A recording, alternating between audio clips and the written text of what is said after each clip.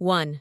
When the little girl appeared in the royal palace, everyone present began to whisper that this homeless woman had forgotten herself in such a place, perhaps smelled the smell of food, and came to beg for alms. Her hair color is quite unusual, you don't see it often. There is a possibility that the baby is bewitched. When the little girl ran into the butler, the women decided that she would finally be sent away. I wonder if this young man would hit her. The young man asked my lady if he could inquire why the girl had come. Our heroine handed him an invitation and told him to look at it. The guy was surprised and stated that it turned out that she knew that at today's ball, they would choose a bride for the younger duke. After which, having read the invitation, the butler realized that she was the youngest daughter of King Allegro Princess Sophia. The Alliance of the Four Kingdoms is a union of states in which four monarchs have united into a faction, and each of them rules their own country. Among them, one stands out in particular, the Duchy of Remdragon, which is ruled by the descendants of real dragons. This year, a ball was held to choose a bride for the 5-year-old Duke Remdragon Jr. Girls from the families of the 3 other monarchs of the alliance, aged between 5 and 10 years old, could take part. Our heroine fit all these conditions perfectly, that's why she came. Some time ago, she looked at herself in surprise and wondered if she had really returned to childhood when she was 5 years old. Until she came of age, she was locked in an underground dungeon. Her parents told her that her birth in their family was a big mistake apparently, after these words Sophia died, if she really returned to the past. Therefore, she decided that first, she needed to get out of captivity and then take revenge for everything. After numerous desperate attempts, she finally succeeded, but she needs to show herself well in order to change the future. The young man announced that the ladies who wish to be engaged to the younger duke and meet all the criteria should take turns saying what they are willing to do for him. Our heroine, without thinking twice, answered that when they grow up, the girl is ready to divorce him at any moment. The boy for whom the celebration was arranged immediately replied that it would do. Everyone present was shocked and could not believe that he had actually chosen her. The butler announced that in this way, the ancient covenant of marriage promise between Remdra Geo-on and the other monarchs would be fulfilled. The little girl could not hide her joy that her plan had been a huge success. This blessed place now belonged to her.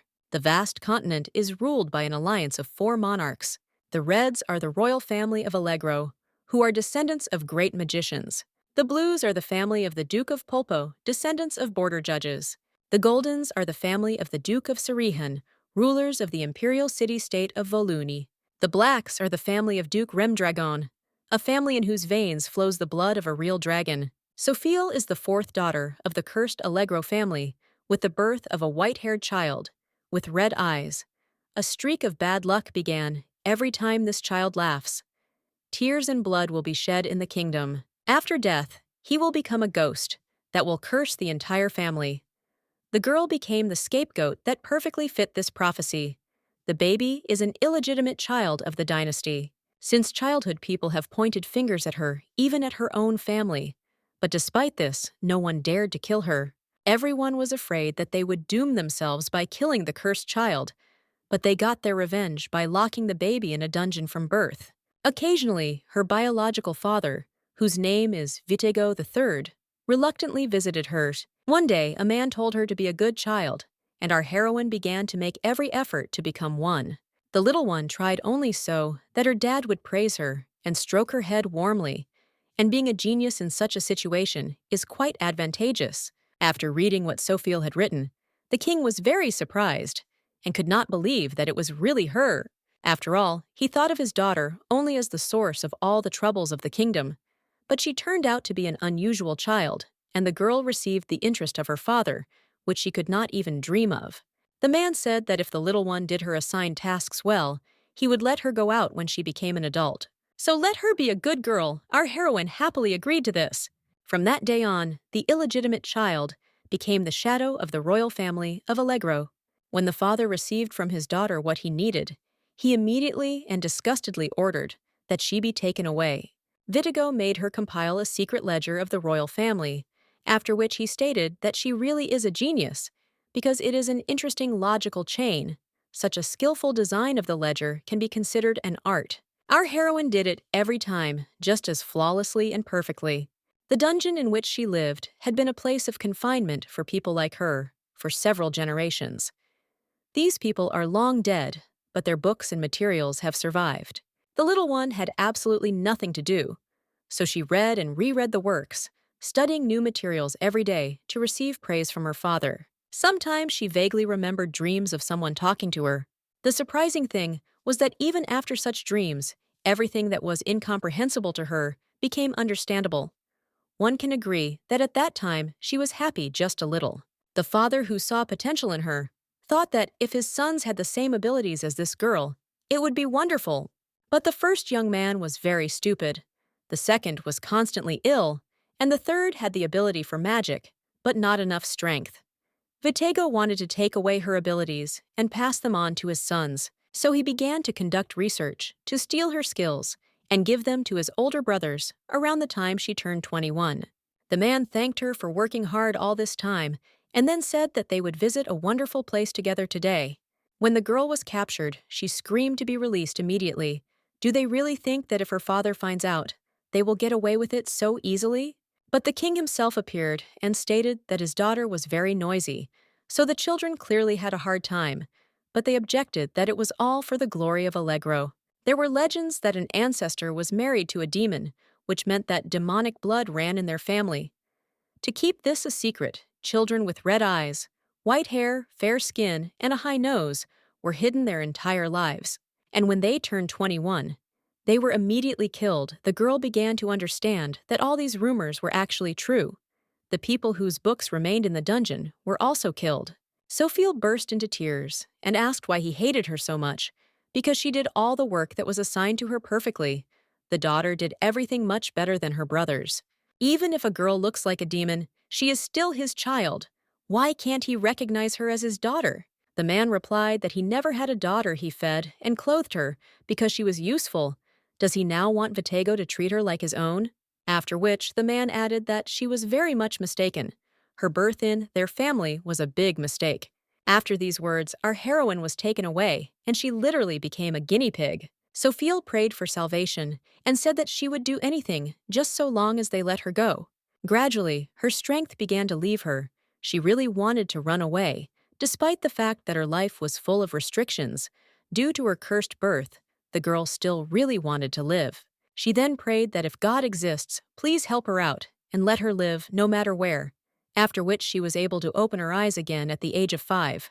The little one was indignant that she had asked to help her get out of there and not to return her to the past. She was locked up again, and nothing had changed. Then, Sophia began to hear voices discussing that Remdragon was throwing a ball.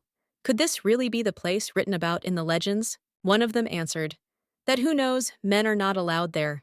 They probably just boast that they are half-blooded dragons. Another asked that they are really allowed to go into this place. If the father finds out, it will be bad. The little girl realized that these were the voices of her brothers, who had come to make fun of her, so she tried to hide. The boy asked if she was stupid, or what did she really think that they wouldn't see her if she hid like that. Even animals would be smarter. If she didn't come out right now, she would get twice as much. But suddenly, he slipped and fell face down. The baby couldn't hold back her laughter. The boy asked irritably whether she had just laughed at him, whether he should spank her to bring her to her senses, or whether perhaps she wanted to die. The girl laughed and replied that let him die himself. It didn't bother her at all, because just a couple of minutes ago she had died and been resurrected. The brother was surprised to himself why Sophia was behaving so insolently. If he backed down, knew he would lose his authority in front of the younger one. So he exclaimed that how dare she talk to him like that? Suddenly, the young man saw blood and screamed loudly in surprise. The boy tried to calm him down, because if his father heard things would be bad for them. But the little girl stated that they were both losers. When the brothers shouted that he should speak in normal words, the little one thought to herself that they didn't even know such words, and what should she do, explain it in the language of the mentally retarded or something? After which she came closer to them, with a pen in her hands, and asked if he would like to taste the tip of her pen again. The boys immediately began to leave, and at the end, the eldest declared that he would turn a blind eye to what happened today, but would deal with her next time. Sophia wondered why she had been so afraid of this family in the past, behaving diligently so that there would be a chance for a good life. This is complete nonsense. From now on, she will pave her own way. Only fools think that it is necessary to devote their entire lives to revenge, even if they have to pay dearly. For the people who want our heroine to be unhappy, the best revenge is to live happily ever after. Therefore, first you need to get on your feet, and then move on to the main plan. But more importantly, the baby is still locked up. If she doesn't think of an escape, she will be caught quickly. Therefore, our heroine needs someone who is much stronger than her father, King Allegro. Then, our heroine remembered the words of her older brothers that Remdragon was throwing a ball. After which, she tried to remember the reason for this celebration, and it dawned on her that they were looking for a bride for their youngest son. The little one heard that the Duke was a terrible man with a hot temper, plus he didn't get along with Allegro, which meant that this was what she needed. The bride last time, it seems, was a girl from the Sofil family. Vitego, out of politeness, took her with him as a servant. One of the guests screamed that she was being used, because they said that it was enough to marry a girl of royal blood, and who she was absolutely unimportant. Rem Dragon, a sacred family, the members of this house are half divine, so they were reluctant to deal with ordinary people. But about 300 years ago, they formed an alliance to defeat a common enemy: demons. One of the conditions of this union was engagement. The direct descendants were obliged to marry the daughters of the three kings. The punishment for breaking the vow was exile to the mortal world. Remdragon kept this promise, the engagement took place, but after that, they left for the spirit world. They said goodbye to the bride and said that they were going to the sacred lands, and that she would happily remain in the world of people. In other words, there would be no long and happy life in this marriage. The girl cried and said that she was completely alone in a huge palace. No one cared about her.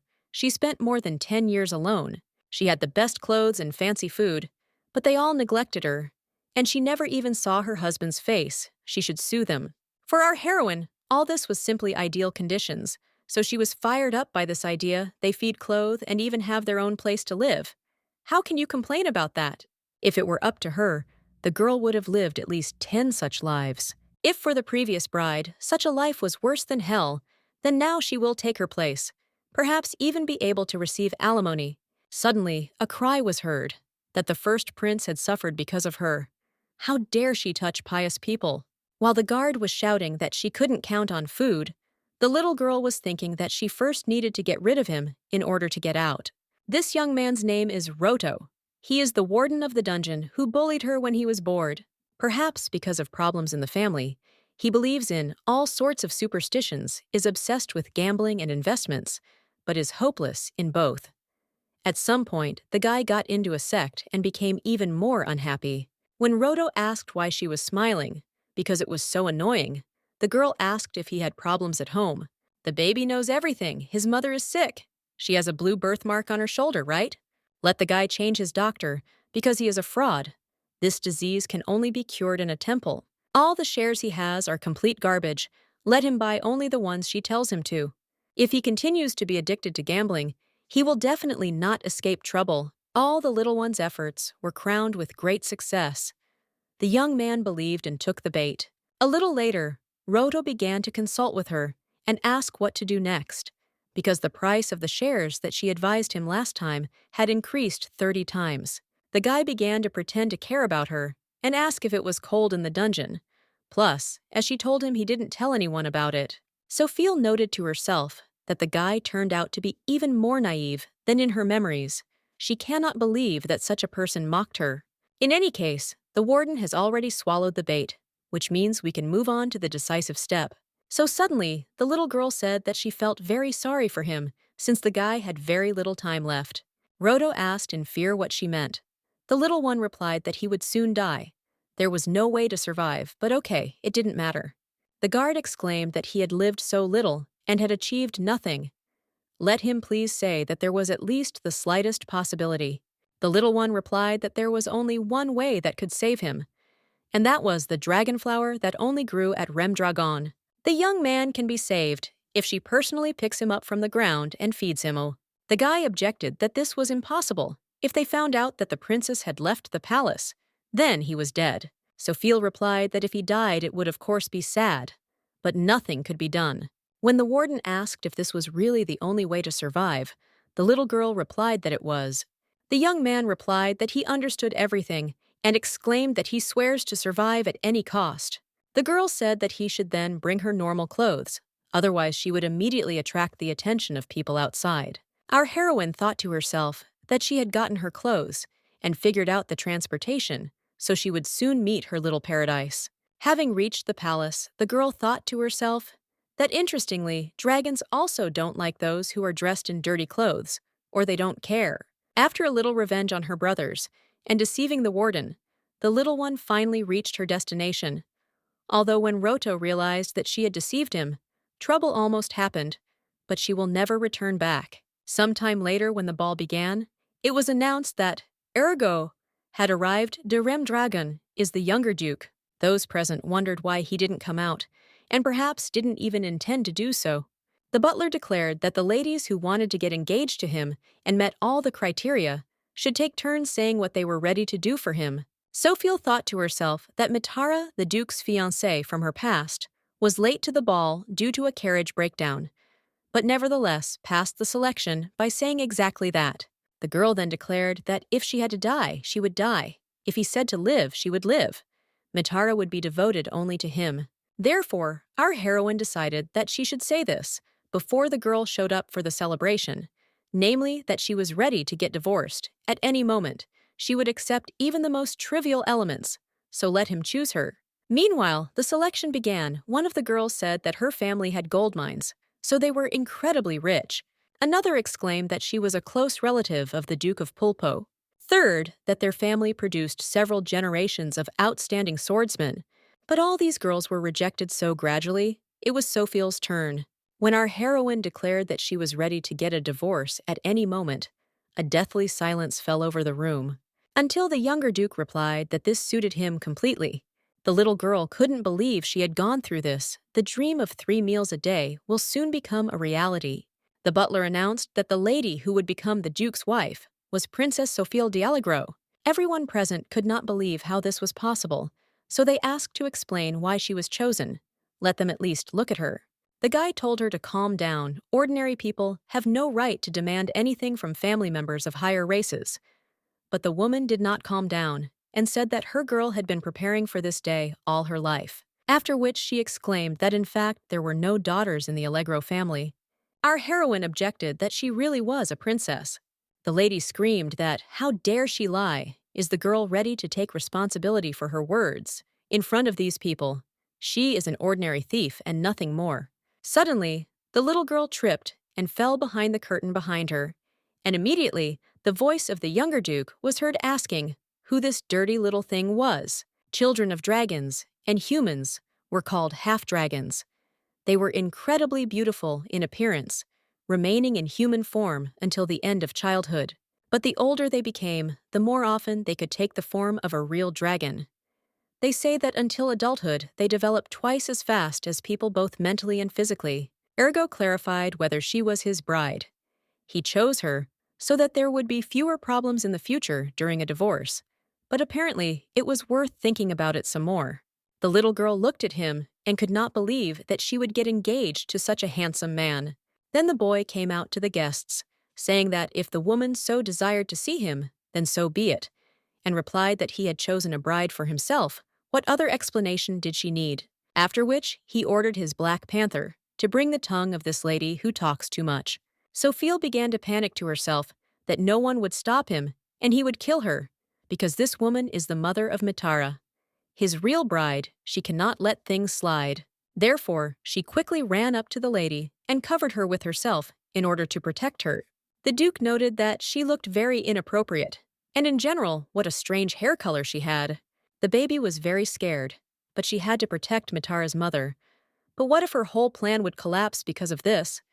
Then it dawned on her what he had just said about her appearance. Our heroine hated pain and wanted to be happy. She just wanted to be loved. Her father constantly told her that she looked disgusting and should ask for forgiveness for causing such disgusting feelings in him. Apparently, this was punishment for the fact that she had taken someone else's place now. Tears streamed down her cheeks, and she replied that yes, she was disgusting, but she had come to be happy.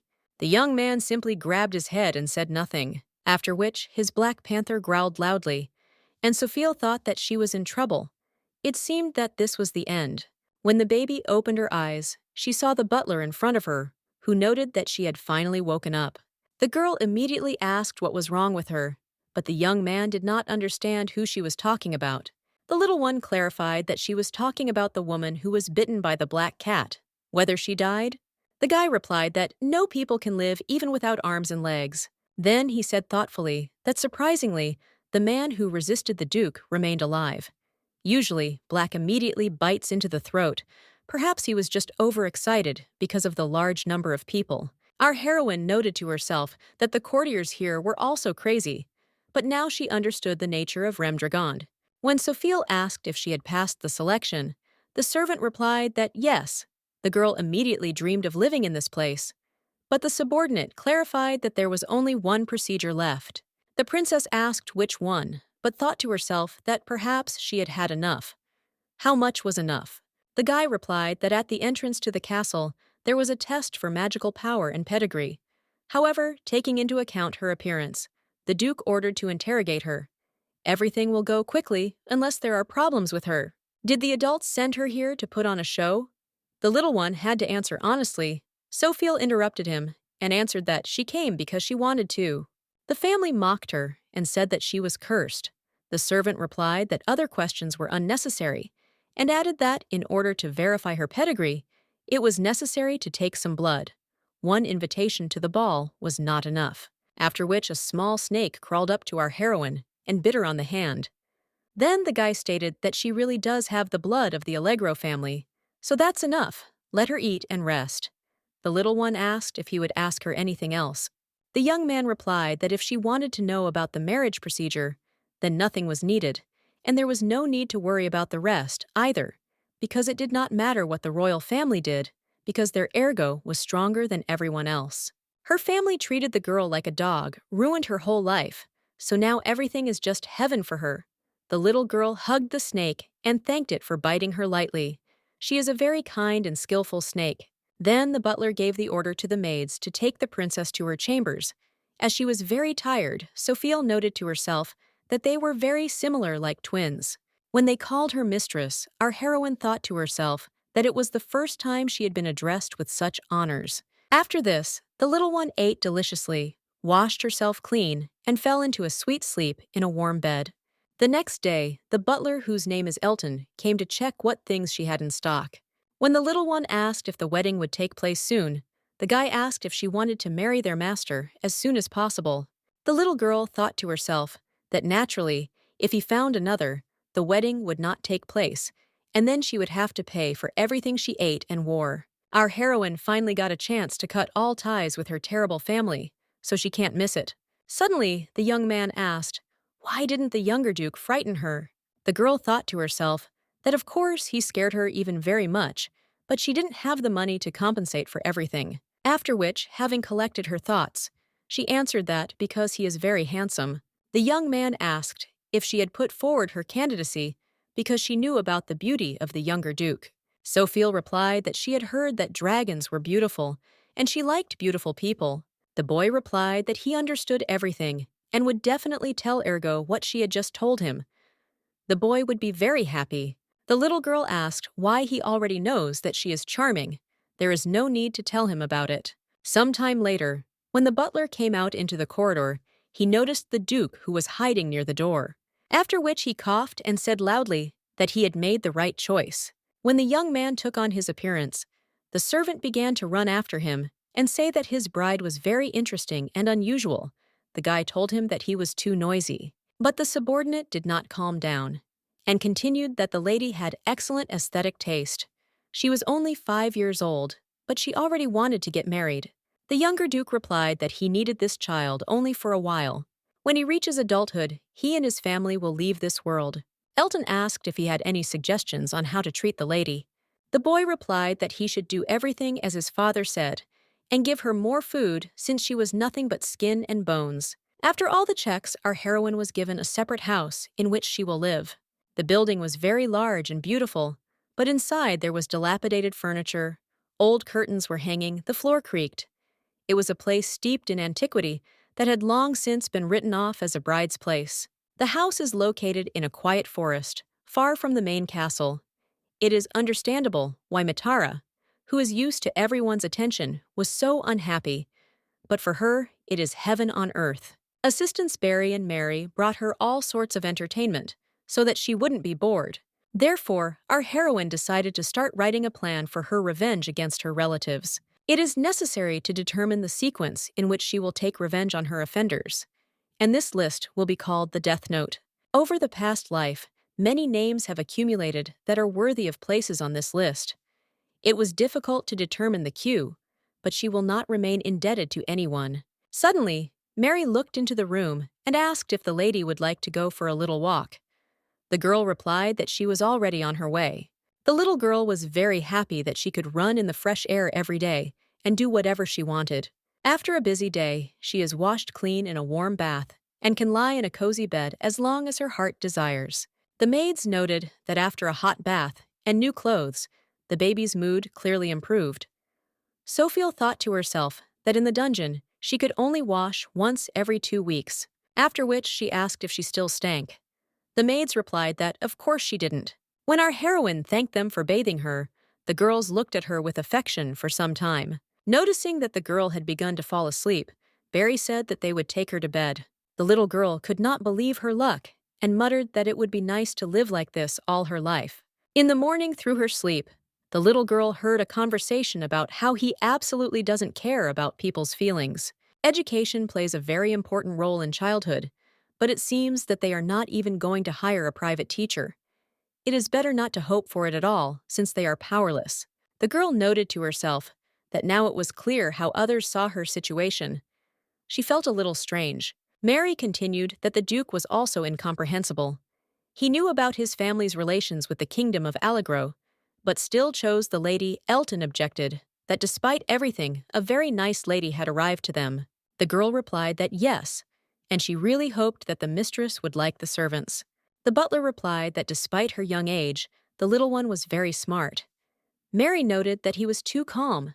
The girl's life was at stake, and she was so small and fragile. After which she added that there would be a big problem if someone died like last time. When they noticed that our heroine had already woken up, they exclaimed whether she had slept enough. Sophia noted to herself that this place had very kind services. Unlike the people of her kingdom, she was so touched that she even wanted to cry. But don't worry, now the girl has become evil, so she will be able to quickly adapt. First, she needs to gain the favor of the servants and avoid the dragons. After some time, the courtiers discussed that she was the same age as the Duke, but he was a half-dragon, and at 2 years old, he could already speak freely. They did not think that they would ever see a pure-blooded person in his castle. There are many rumors about the boy's residence, for example, that gold falls from the sky instead of raindrops, or that the castle has a room for human heads collected by dragons. Most of the rumors are false, but among them there is one true one, namely that the servants of dragons are not people. One of them was Gale, who was the last werewolf in this world. He asked if they needed to greet her at all. The descendant of the elves, Lef, replied that this was the order the younger Duke was looking for a bride for. So this was a forced measure because of an old promise, but the guards reported that the girl looked like a beggar. How could a princess look like that? But no matter how you look at it, she is the bride of Lord Ergo. The servants and guards must call her mistress and treat her with all honors. Meanwhile, our heroine approached them and greeted them cautiously.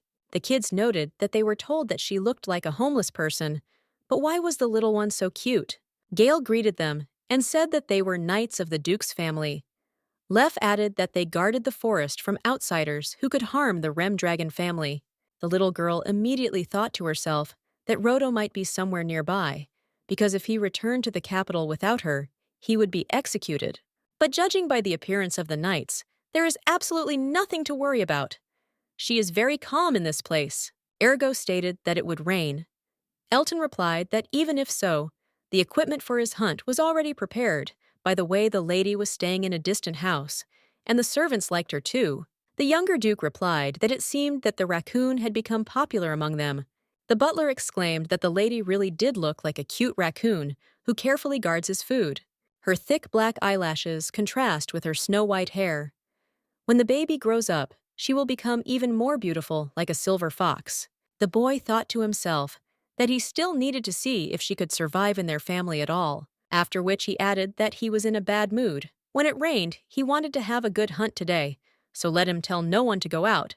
The guy would shoot at anything that moved even a little. Our heroine woke up at night because she really wanted to drink, but it seemed like there was no one around. When Sophia touched the nightlight, for some reason, it didn't turn on. Then she remembered Barry's words, that sometimes the magic lamp might go out. But after a few hours, it would light up again, so she shouldn't worry. Making her way in the darkness, the little girl thought about why she turned off right now, and the maids were nowhere to be found. But there was no need to be afraid because she was in Remdrasen's house, so it was safe around. Suddenly, when lightning flashed, it seemed to her that she saw the shadow of a man. Could it really be the warden she needed to go to the castle? There was definitely someone there. If she is noticed, she will be scolded for going without permission. But the girl will not stay for long. She will only hide until the rain stops. The local servants are very kind. They will just scold her, but they will not beat her. On the way, our heroine thought that if she ran into Ergo, she would clearly have to beg for forgiveness on her knees. The little one didn't understand what was happening. The castle was right in front of her nose, but why couldn't she reach it? Suddenly, the little girl heard a roar behind her and turned around to see a wolf. She tried to remember what they said to do when you meet a wild animal, but nothing came to our heroine's mind except to run, because he was going to eat her now. At this time, the younger duke loaded an arrow into his bow and prepared to shoot. When she hit the wolf, the little one didn't understand what had just happened. It was raining. The lamp had gone out. She became scared, so the castle went. Then, suddenly, the wolf. While Sophia was thinking about all this, she suddenly saw Ergo in front of her, who was standing nearby and looking at her. But there was something wrong with his gaze. Did he really not recognize her? The boy began to walk towards her and say that the prey itself came to him to lose its life. And it turned out to be not a wild wolf, but a raccoon. After some time, Ergo shouted that he thought it was game and almost killed it. How do they even do their job? The butler asked him not to be so frightening, since the lady was small and might get scared. Our heroine objected to herself that in fact they were the same age. The younger duke asked him what he usually did with his spoils.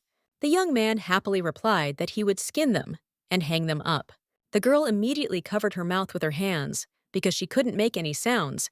If she screamed, they could kill her. Then the guy turned to Barry and asked if it wasn't her responsibility to watch her and that she should be punished for such a negligent attitude towards work. The maid stood silently and was afraid to even make a sound since the master was very angry. The little one could not allow anyone to suffer because of her, so she turned to the duke and asked him to forgive her because it was she who did not tell anyone anything and left. The boy asked why she did it. The little girl answered that she wanted to see him because she missed him, after which our heroine asked when she and the young man would have their wedding. The boy asked in surprise whether she was really reproaching him for not having married her yet. Sophia exclaimed that he had promised to marry her and had chosen the girl himself, so let him take responsibility. The butler noted to himself that the lady had shown her true face. He had not thought that she had such a character. Ergo replied that he thought she was just a funny raccoon, but it turned out that she was crazy. What does she even want from him? The little girl thought to herself that of course to be recorded in the register of his family and to escape from the clutches of the killers, that's all. The maid said that if she was so interested in this question, she would have told them if the little one knew how worried everyone was when she suddenly disappeared. Our heroine had tears in her eyes from such an attitude, so she immediately began to hug the girl. Barry asked if the lady was very worried about this. Did she really think that the younger duke would not marry her? Elton noted that the girl sincerely obeys him. She is still very young, and children love everything beautiful. In addition, the boy is a half-dragon and has very beautiful appearance. The young man sighed heavily and asked if it was true that she liked him so much. The little girl replied that of course she liked him very much, and she thought about him all the time. The younger duke asked why she was crying then, when she should be smiling. The girl thought to herself, is he completely crazy or something? It's because of him that she can't smile. After which he pointed his finger at her and thoughtfully muttered, how to help this little one get on the right path. The maid exclaimed that the mistress loves to play in the water. She likes to play with a ball. She also loves cookies. and when her head is stroked, the butler immediately whispered in the boy's ear that he should take pity on Sophia. Ergo put his hand on her head and said that he would turn a blind eye to this, but if she behaved like this with his father, she would definitely die. After which, he ordered to take her away and calm her down. Why is he doing this at all? The maid asked how exactly to do it. The guy replied that he should do it exactly as she had listed in full and let him do everything as she had told him. After some time, the little girl thought that the younger duke was really crazy. She didn't think that they would torture her like that. After the conversation, the maids set out on a crazy mission to comfort Sophia a bath. In the middle of the night, a game of ball at Don Coco and chocolate cookies before bed. She will definitely get revenge on him for this. Mary thanked her for speaking out, apparently, because she was concerned about them. The girl said that there was no need to thank her, because it was all because of her. After which she asked why they were so afraid of Ergo since he was just a child. The girls replied that they had no choice. He was like God to them. The same applies to all his relatives living in the palace. They are all representatives of a higher race. Our heroine replied that, frankly speaking, you can't say that about her characters. The assistant replied that despite the fact that she and the younger duke were the same age, he was taller and spoke better than her. The body of half-dragons was completely different. Abnormally fast growth puts a lot of pressure on both body and mind, so he is often in pain. In addition, he does not have the developed feelings and abilities that others have. For example, communication skills and the ability to empathize. The little girl wondered what it was like to have undeveloped feelings. After listening to Mary, she even felt sorry for him, after which she realized why she was worried about him at all. She shouldn't be worried about it. It doesn't matter at all. This marriage is just a formality anyway. One day he will leave this world. I wonder if Mary and Barry will leave with him too. I really wouldn't want that. After which, I decided to ask this question. What if the Duke disappears? Will the maids leave with him? The girl replied that if someday they were gone, then she would have to be able to stand up for herself. And for this, the lady must learn a lot in order to grow up strong. But this is on condition that this happens at all. And now it's time for the little one to go to bed. They will be there and protect her from bad dreams, so let her think only about good things now. The little one understood that this situation was not hypothetical. It would actually happen. Let them promise that they would not leave her alone. The next day, the baby woke up from some noise, and she really wanted to sleep a little more. But it was simply impossible. The assistant immediately asked if she had slept well. Sophia replied that she didn't think so. The girl exclaimed that she had good news for her. Apparently, Ergo felt sorry for her, so before his family arrived, he allowed her to live in the castle. The girl was taken aback by what she heard. Her heavenly dream was slipping away from her right before her eyes. After a while, Sophia said that it seemed better if she did not go, because it was unknown when the Duke and other members of the family would return, and if they found out about it, they would immediately drive her away. Barry smiled and replied that whenever the younger one's family left home, they were gone for several years, so there was nothing to worry about. If, as she said, the relatives return, then they will have time to move to their house in the forest. The little one thought to herself, why today she does not understand the hints. Let him look more closely into her eyes. Does she really not understand? Do her innocent, shining eyes not tell her anything? Realizing that it was useless, our heroine wondered why she was having to deal with all this. After some time, the little girl was brought to her room.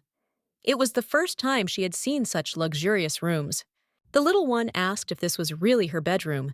The maid replied that in this big palace, they only had one girl, and that was the mistress. Falling face down on the bed, Sophia noted to herself that it would not be bad at all to live in a castle. When she lay down to sleep in the dungeon on a linen blanket, she thought that this was the best moment in her life.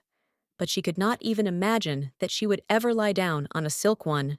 The servants in this house have freedom of action, but despite this, they cannot give such a good room to anyone they want. It turns out that this bedroom was given to her by someone more important, and the one who has power in this house is a member of the Duke's family. Ergo doesn't seem so bad anymore. Suddenly, a young man came to her with his assistant. When the boy greeted her back, Sophia thought to herself that he was suspiciously friendly today, apparently deciding to pretend as if nothing had happened yesterday. Plus, he had some kind of toy in his hands. Why would he need it at all? The maid exclaimed that it seemed the master had prepared a gift for her. The young man handed her a toy raccoon and said that it was a perfect copy of hers. Our heroine thought to herself that she didn't want to admit it, but she was very sweet. But out loud, she said that the toy was not bad. Then the guy started tearing the bow off of him and saying that if she behaved well, she could grow up to be a cute raccoon. But if she didn't obey his father, then this could happen to her. When the younger Duke asked her if she understood him, the little one could not understand what this lunatic was doing at all. After our heroine's eyes filled with tears, the girl began to ask her just not to cry. The little girl thought to herself that her first toy in her life was ruined in 1 second. Right before her eyes, she would definitely take revenge on the mini-duke for this. The young man noted to himself that she was quite nice, probably because she was funny. After some time, Barry came to the baby with the thought that it was time to eat some goodies. But then she saw that, under the rays of the sun, like all elegant aristocrats Sophia was studying, she became very interested in what she was studying there, after which she looked into the notebook, saw strange drawings, and the Duke's name in the middle. The maid exclaimed how sweet it was she wrote the name of her beloved in her secret diary, but the girl objected that, of course not. The maid immediately remembered how Mary had told her to check on the younger Duke's condition, and if he was not in the best mood, then to make sure that they did not cross paths with the lady under any circumstances. They didn't tell the baby, but one day the Ergo family will have to leave this place. Mary and Barry are the only hybrid succubi that survived in this world, so they will leave with them. While the girls were preparing for their departure, a lady appeared in this castle like a gift. Perhaps their mission on this earth is to protect this child, but their departure is only a matter of time. It would be good if the peaceful days continued for a long period. After some time, Mary reported that the gentleman's condition had worsened. Again, he would not be able to get up for some time, and it would be difficult to see him. Our heroine almost blurted out that it was wonderful, but she caught herself in time and replied that it was a great pity. The maid added that there was no need to worry too much about it, since all half-dragons grow painfully. Sophia made a sad face and replied that she would miss him very much. But since he is sick, he needs to have a good rest. But I thought to myself that let him lie there and rest for at least 200 years. Perhaps due to the lack of ergo, she quickly got used to life in the castle, greeting servants and military men, and bathing in compliments all day. What was also pleasing was that she could go to that famous library of dragons. There was a huge number of books there that the girl had not read. She really liked it there. And also, if you take a basket with you, it will be filled to the brim with different delicacies every day. Life in this place is simply paradise, if you don't think about the Duke's family. The cook said that he brought her a new treat today. The little girl was very interested in what was in there, so she asked to show it to her as soon as possible. The man said that these were star-shaped candies that he had prepared especially for her. Then he added that he owed her a lot, so from now on, he would delight her with the most delicious dishes. He hoped that the little one would always enjoy his food. Of course, it's nice to be loved, but there's something she likes much more. Looking up at the sky, Sophia noted that it looked like the elves were returning from patrol. Running up to them, our heroine asked them to give her a ride on Vivern today, too. The young man noted that she was so bold in asking for a ride. Who the hell was this girl anyway? The little girl noted to herself that he was so tall, his boots and cape were like those of the Elven Guard. What a frightening aura he had. The girl thought that first she needed to calm down. Everything would be fine, after which she introduced herself and said hello, adding that if the guy didn't want to give her a ride, then it was okay. Then there was no need. The man asked why first she asked for a ride, but now he says that it is not necessary. After which, he grabbed the little girl by the collar and dragged her after him towards the fire-breathing dragon. On the way, the little one thought that one wrong move, and she could fall. The young man asked who usually rides her on Vivern. Sophia answered that the elves from the guard. When the girl opened her eyes, she thought that it was simply amazing how wide the earth under the sky was. Then it dawned on her that the dragon was not flapping its wings, but simply floating through the air. There is only one race on this continent that can do something like this, after which she asked who he really is. The man noted that she had guessed very quickly, then stood up abruptly and lifted her by the collar. Sophia did not understand what was happening. Was he really going to throw her down for her question? Why is he even doing this? Is he really pretending to be a junior duke? Looking at him, the girl saw purple pupils and black hair, a toned face that made you shiver. It was Duke Daihan de Remdragon, father of Ergo. They say that in a hopeless situation, laughter acts as a defensive reaction, so the girl exclaimed how cool it was and asked to lift her even higher. Having lifted her a little, the man asked whether it was so or not, but the little girl said that it was even higher. The man remarked that the child was very annoying, after which he lifted her above his head, and Sophia exclaimed that it was just perfect. Daihun stated that she was fearless. The little one thought to herself that it was because if she begged for mercy, he would simply kill her. After all, this is the father of the younger duke, a man who can simply throw her out as far as possible. Rem Dragon said that if she was having so much fun, he could lift her even higher. Some strange child, of course. But in fact, our heroine was no longer very happy, but in fact she was scared. It seemed that she was about to die. When they came down to earth, Sophia thought she was going to be sick. She missed her maids very much. After the elf ran up to them, the man asked who this child was and what she was doing near their estate. The boy replied that it might be hard to believe, but this girl would become the bride of the younger duke. Daihan replied that for some reason he thought so he didn't throw her out. That's usually how he gets rid of anything suspicious. Having decided to take advantage of the situation, our heroine began to slowly move back. The man noticed this and asked why she was running away. Now the girl was behaving completely differently. Was she really afraid of him? The young man decided to intervene in the conversation and try to clarify the situation. But the man barked that he was not asking him now, but this little girl. After which, he added that there was a corpse lying behind the walls of the palace. Let Left deal with it before it started to smell. When the young man asked if he was an invader, Reem Dragon replied that as if he himself did not know, one would have to look hard to find such idiots. The little one noted to herself that it seemed that the manner of communication in this family was passed down through generations. The elf asked for forgiveness and said that it was his mistake, that he did not notice that person. He would strengthen the protection of the forest so that he would not have to do something like that in the future. Sophia thought that everyone in this house was crazy. She had to tell Barry and Mary to pack their things. She had to run away to their separate house as soon as possible and sit there for the rest of her life. Suddenly, she heard the man say that the one he killed said something strange. The guy said that he was not Riss. Maybe that was his name. The little girl immediately remembered how the guard said that he was able to save his mother, thanks to the princess.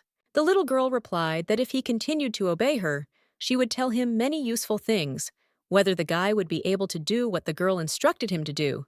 He replied that he would obey any of her orders. Using memories from the past, she pretended to be a seer and tricked the guard Rodo into changing his name. She would not have been able to escape from the dungeon and get to the ball without his help, or rather the help of Reese. Since the young man constantly mocked her, she immediately betrayed him. The girl believed that he was captured by Allegro's people because he could not find her, but she could not even imagine that the guy was still wandering around the area. After the little girl was chosen as the bride of the younger duke, there were many things to do, so she completely forgot about the nickname Reese, which she herself gave him. Daihun added that he was wearing the uniform of the Allegro Knights. If it was a runaway knight, then there was nothing to worry about. But the youth could be their spy, so it was necessary to find out about it. Lef noted that the warrior revealed his name, which means he is too stupid to be a spy. Perhaps this name is translated from the ancient language as fool. The Duke agreed that he was indeed very stupid. He swung his sword once, then started running, crashed his head into a tree, and passed out too hopeless. It was hard to believe that he was a knight. While our heroine was listening to all this, she saw a maid on her cart were those same candies that the cook had given her a little earlier. After which she grabbed this jar and handed it to Uncle Duke, saying that it was her gift for him. The baby gives her treasure to him, thanking him very much for protecting her.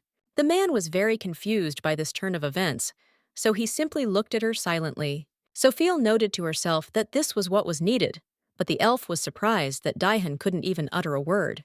The Duke actually became her savior. If the shadow in that storm really belonged to Roto, then she would no longer be alive now. Our heroine is very grateful to the Duke. She loves Remdragon very much. The young man thoughtfully asked what was wrong with this child. What had happened that made her so happy? The elf explained that she was always very obedient and made adults happy. It seemed that she liked him after he took her for a ride on Viverny. Having thrown a jar of candy to the boy, the man stated that this was the first child who was not afraid of him. Lef whispered in his ear that, to be honest, she likes beautiful people. So, Mr. Ergo, she listens very well. The man replied that it was very difficult to love him because of his character. The little girl noted to herself that it was unexpected, but it hit the nail on the head. But it is enough that the Duke did not throw her out. Perhaps he had a reason why he wanted to get rid of her. After all, the interpretation of dreams is much better than the dreams themselves. When Diane asked what she meant by, "Thank you for protecting her," the little one replied that Uncle Duke drove away the bad man. He is the strongest man in this world. The guy is the head of the family, based on the information known at the moment. He follows the path of martial arts, enjoys battles, and hates lies. And what he likes to hear his address the most is flattery. Therefore, Sophia repeated once again that he is indeed the strongest and the best in this world. Remdragon blushed slightly and stared silently at our heroine. This was the very moment when the little one managed to melt the Duke's heart. But she didn't understand why he was silent. Had she said something wrong? Then the man started to squeeze her cheeks and said that it was a strange feeling. She was so small, like a pea. The girl asked if his son had the same cheeks since they were the same age. Dahan replied that he didn't know since he had never touched his face. The little girl thought to herself that now it was clear why Ergo was always so offended by life. It turned out to be from a lack of fatherly love. Remdragon noted that she wasn't nervous at all, and then said that he was going to kill her. Isn't the little one afraid? Our heroine asked if he meant that he wanted to throw her off Wyvern, but he didn't do it. The man asked her in surprise if she was really satisfied with everything. Sophia thoughtfully replied that the younger Duke would not want to hold another ball, and besides, he was very busy. Daihan asked if she meant that if his son had to choose a bride again, he would not want to do it. Our heroine answered that everything was exactly like that, but the elf was very nervous in the background and did not understand what to do. But suddenly the young man asked how this little thing knew his son so well. Lef replied that the fact is that the lady likes the younger Duke very much. She counts the days until the wedding every day. The little girl was indignant to herself. Where did he even get that from? The guy knows absolutely nothing about her. The man replied that he understood everything the little one had managed to impress him, and now she should go to her room. After some time, the Duke asked for a clear explanation of why this child appeared in front of the castle. Whoever they chose as a bride, all they needed was her name, and he clearly ordered that the chosen one be housed in a separate building so that she would not be seen. The elf asked for forgiveness for not telling him in advance the lady lives in the castle by order of the younger Duke. Daihan exhaled and said to leave everything as it is. He is sure that Ergo just wants to tickle his nerves, so he brought this child to the estate. The maid asked if something terrible had happened. The girl answered that no, but could she stay here when that uncle returned? The maid replied that most likely Mr. Elton would tell them to go back, after which she asked whether he had by any chance asked her name. The little girl answered what she asked, and Sophia introduced herself as she had taught her. When Bari asked if she had given her last name, the little girl felt her hands shaking. Probably, if the Duke found out that she was from the Allegro family, he would not like it at all, because they had a bad relationship. However, people from her family do not accept the baby. The fact that she is a princess remained a secret even after the escape. They never even called her by her first name, let alone by her last name. But her full name is beautiful, Sophia Dakaya Moran Suendra Allegro. But even here they won't call her that, after which she replied that she didn't say her last name, and the assistant breathed a sigh of relief. When our heroine asked why she was so concerned about this issue, Barry replied that the Duke simply hated the Allegro family, but that did not mean that he would hate her too. The girl thought to herself that even though this was her family, they deserved this. But what was the reason for this attitude? After which she asked what happened between them. The girl answered that in order to find out the reason, it is necessary to dive into the time when the four kingdoms formed an alliance. The first head of the duchy was Cherno de Remdragon. He freed this land from demons. In fact, the kingdom of Allegro at that time was to become a principality. Does she know that 4 nations have united to drive out the demons and protect this land? Of course, Cherno had the most influence. The current four sovereigns are only the descendants of those who made a great contribution to the battle with the demons from now on, madam. You need to know one thing. Not all people are good and correct. After defeating the enemies, other desires may appear. The first duke was worried that a struggle for power would begin between the four sovereigns. Therefore, it was wanted that Allegro would give up his title and throne, and all four countries would join the alliance and have equal powers. A vote would determine who would rule it. The baby remembered this from her past life. Cherno wanted equality in the system of government of the states, an alliance of four kings who would make decisions together. However, her ancestor broke his promise. Although the decision on the vote was unanimous, when the other sovereigns were called united rulers, Allegro alone called himself king. Moreover, he was proud of being the only legitimate member of the royal family. Her father told her that the unification of the four states was the merit of their family. The more she learned about the relationship between these families, the more she did not understand why Ergo chose a bride from this family. Bari added that the Allegro pretend to be the main ones. Although everyone has equal rights, this insults the dragons. The little girl asked, "Then why Remdragon doesn't do anything? Dragons are strong. They can kill everyone if they don't like something." The girl replied that it was all because of the peace agreement between the four sovereigns. According to this pact, they cannot invade each other's territory without a special reason except for self-defense. Besides, the Duke no longer intends to interfere in the affairs of this world, as Remdragon soon, but did not finish and covered her mouth with her hand. But Sophia already understood that she wanted to say that they would soon leave this world. There was no need to get involved in anything if they planned to leave. What would happen to the continent when they were gone? Now this dynasty is holding back the conflicts between the kingdoms. But as soon as they are gone, other sovereigns will invade the kingdom of Allegro. Even now, they are probably waiting for this moment. Noticing that the little one was thinking about something, the maid exclaimed that everything was so complicated that a small child would not understand it. But in fact, Sophia understood everything perfectly well. If you tell her that in this child's body sits the soul of an adult, she will probably be very surprised. Barry added that she needs to avoid the Duke. A man can destroy everything he doesn't like.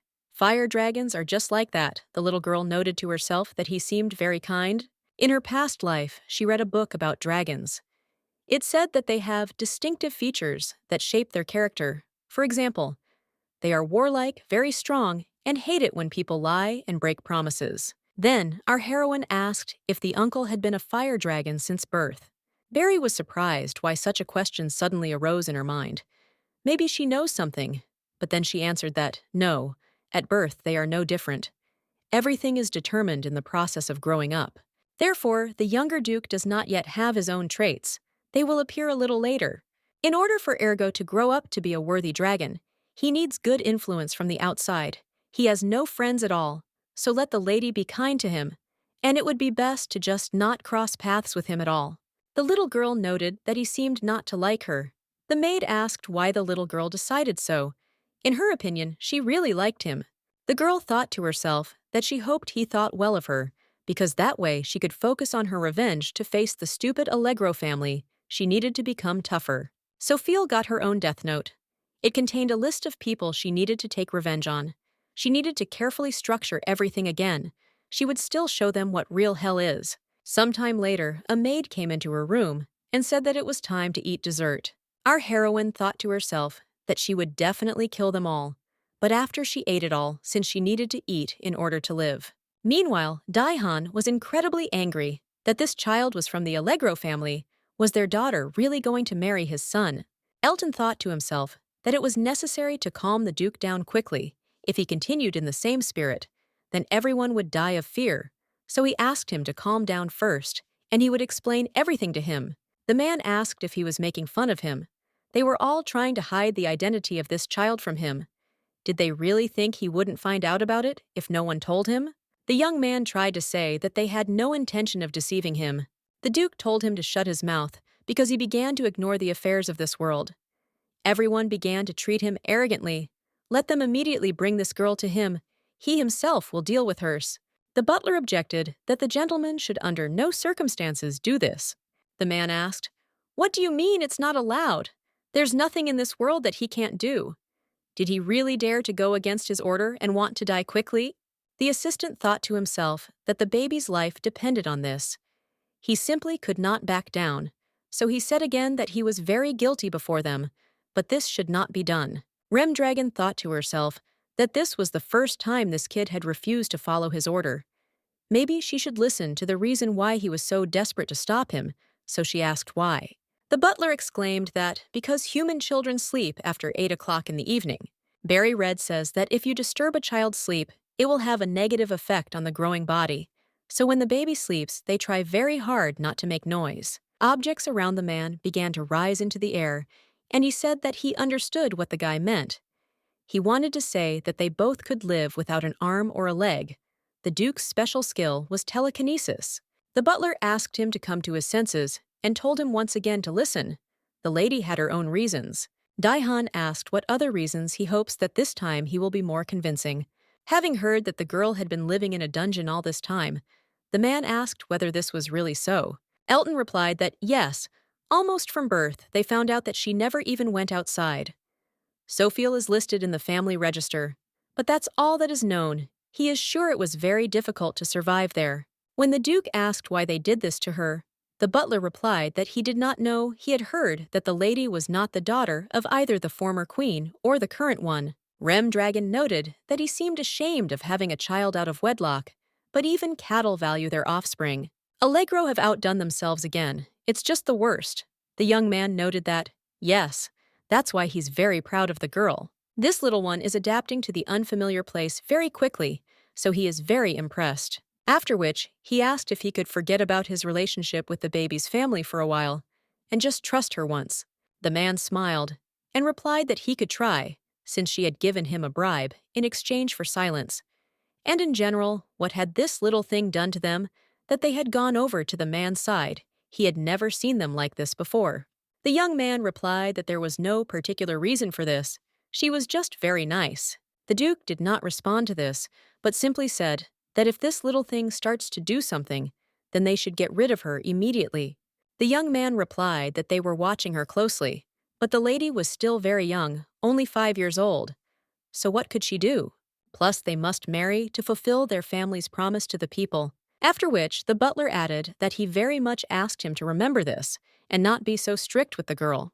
Daihan exclaimed that it was impossible, despite the fact that she had soft cheeks, a bright smile, and a very sweet smell. He did not intend to let her get away with everything. The boys smiled and replied that they understood everything. If that was all, then they would take their leave. Meanwhile, the little girl wondered where Elton had gone. She wanted to ask him about dragons. And anyway, the Duke is still in the castle, and she still hasn't been sent to that little house. When Sophiel wanted to eavesdrop on what they were talking about, the butler suddenly appeared and asked what was so interesting there. The little girl exclaimed how long he had been standing there because she had been looking for him for a long time. The young man asked why she was looking for him, but then exclaimed that he understood there was no need to be shy. He knew about everything.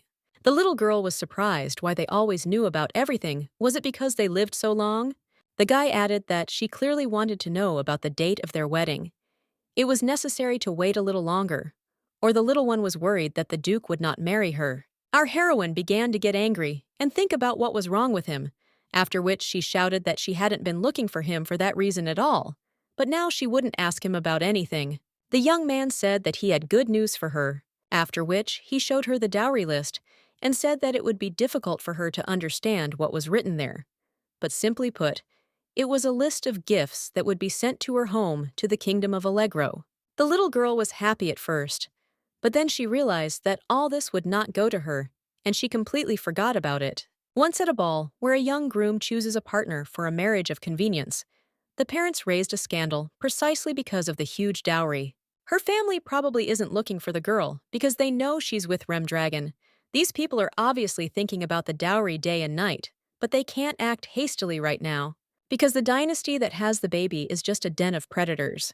But her father is not the type to sit back in her past life, when Sophiel was locked up.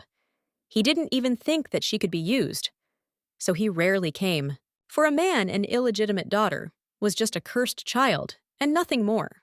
However, when the girl grew up, he saw something in her, how she spoke and wrote in an ancient language that she had not been taught.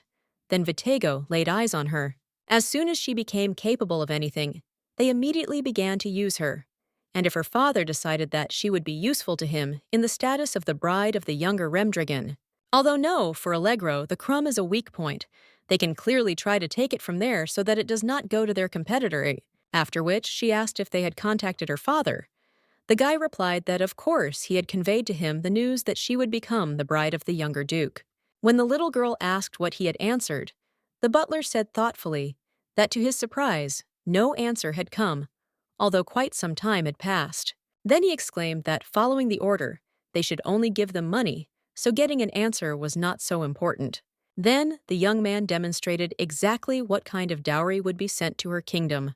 There were emerald mining rights treasures, plus the ownership of forestry production. It was all just blinding. Our heroine thought that it was really possible to keep all this without locking it up, after which she asked whether it wouldn't be better to hide it all well. The young man replied that there was no need to worry, the chest was enchanted with magic. It was impossible to touch it, but it did not work on her or the members of the ducal family. Besides knowing the duke's bad character, I don't want to steal from the castle. Only someone who is sick in the head could do that. The little girl understood everything perfectly well, but she really didn't want all of this to go to those terrible people.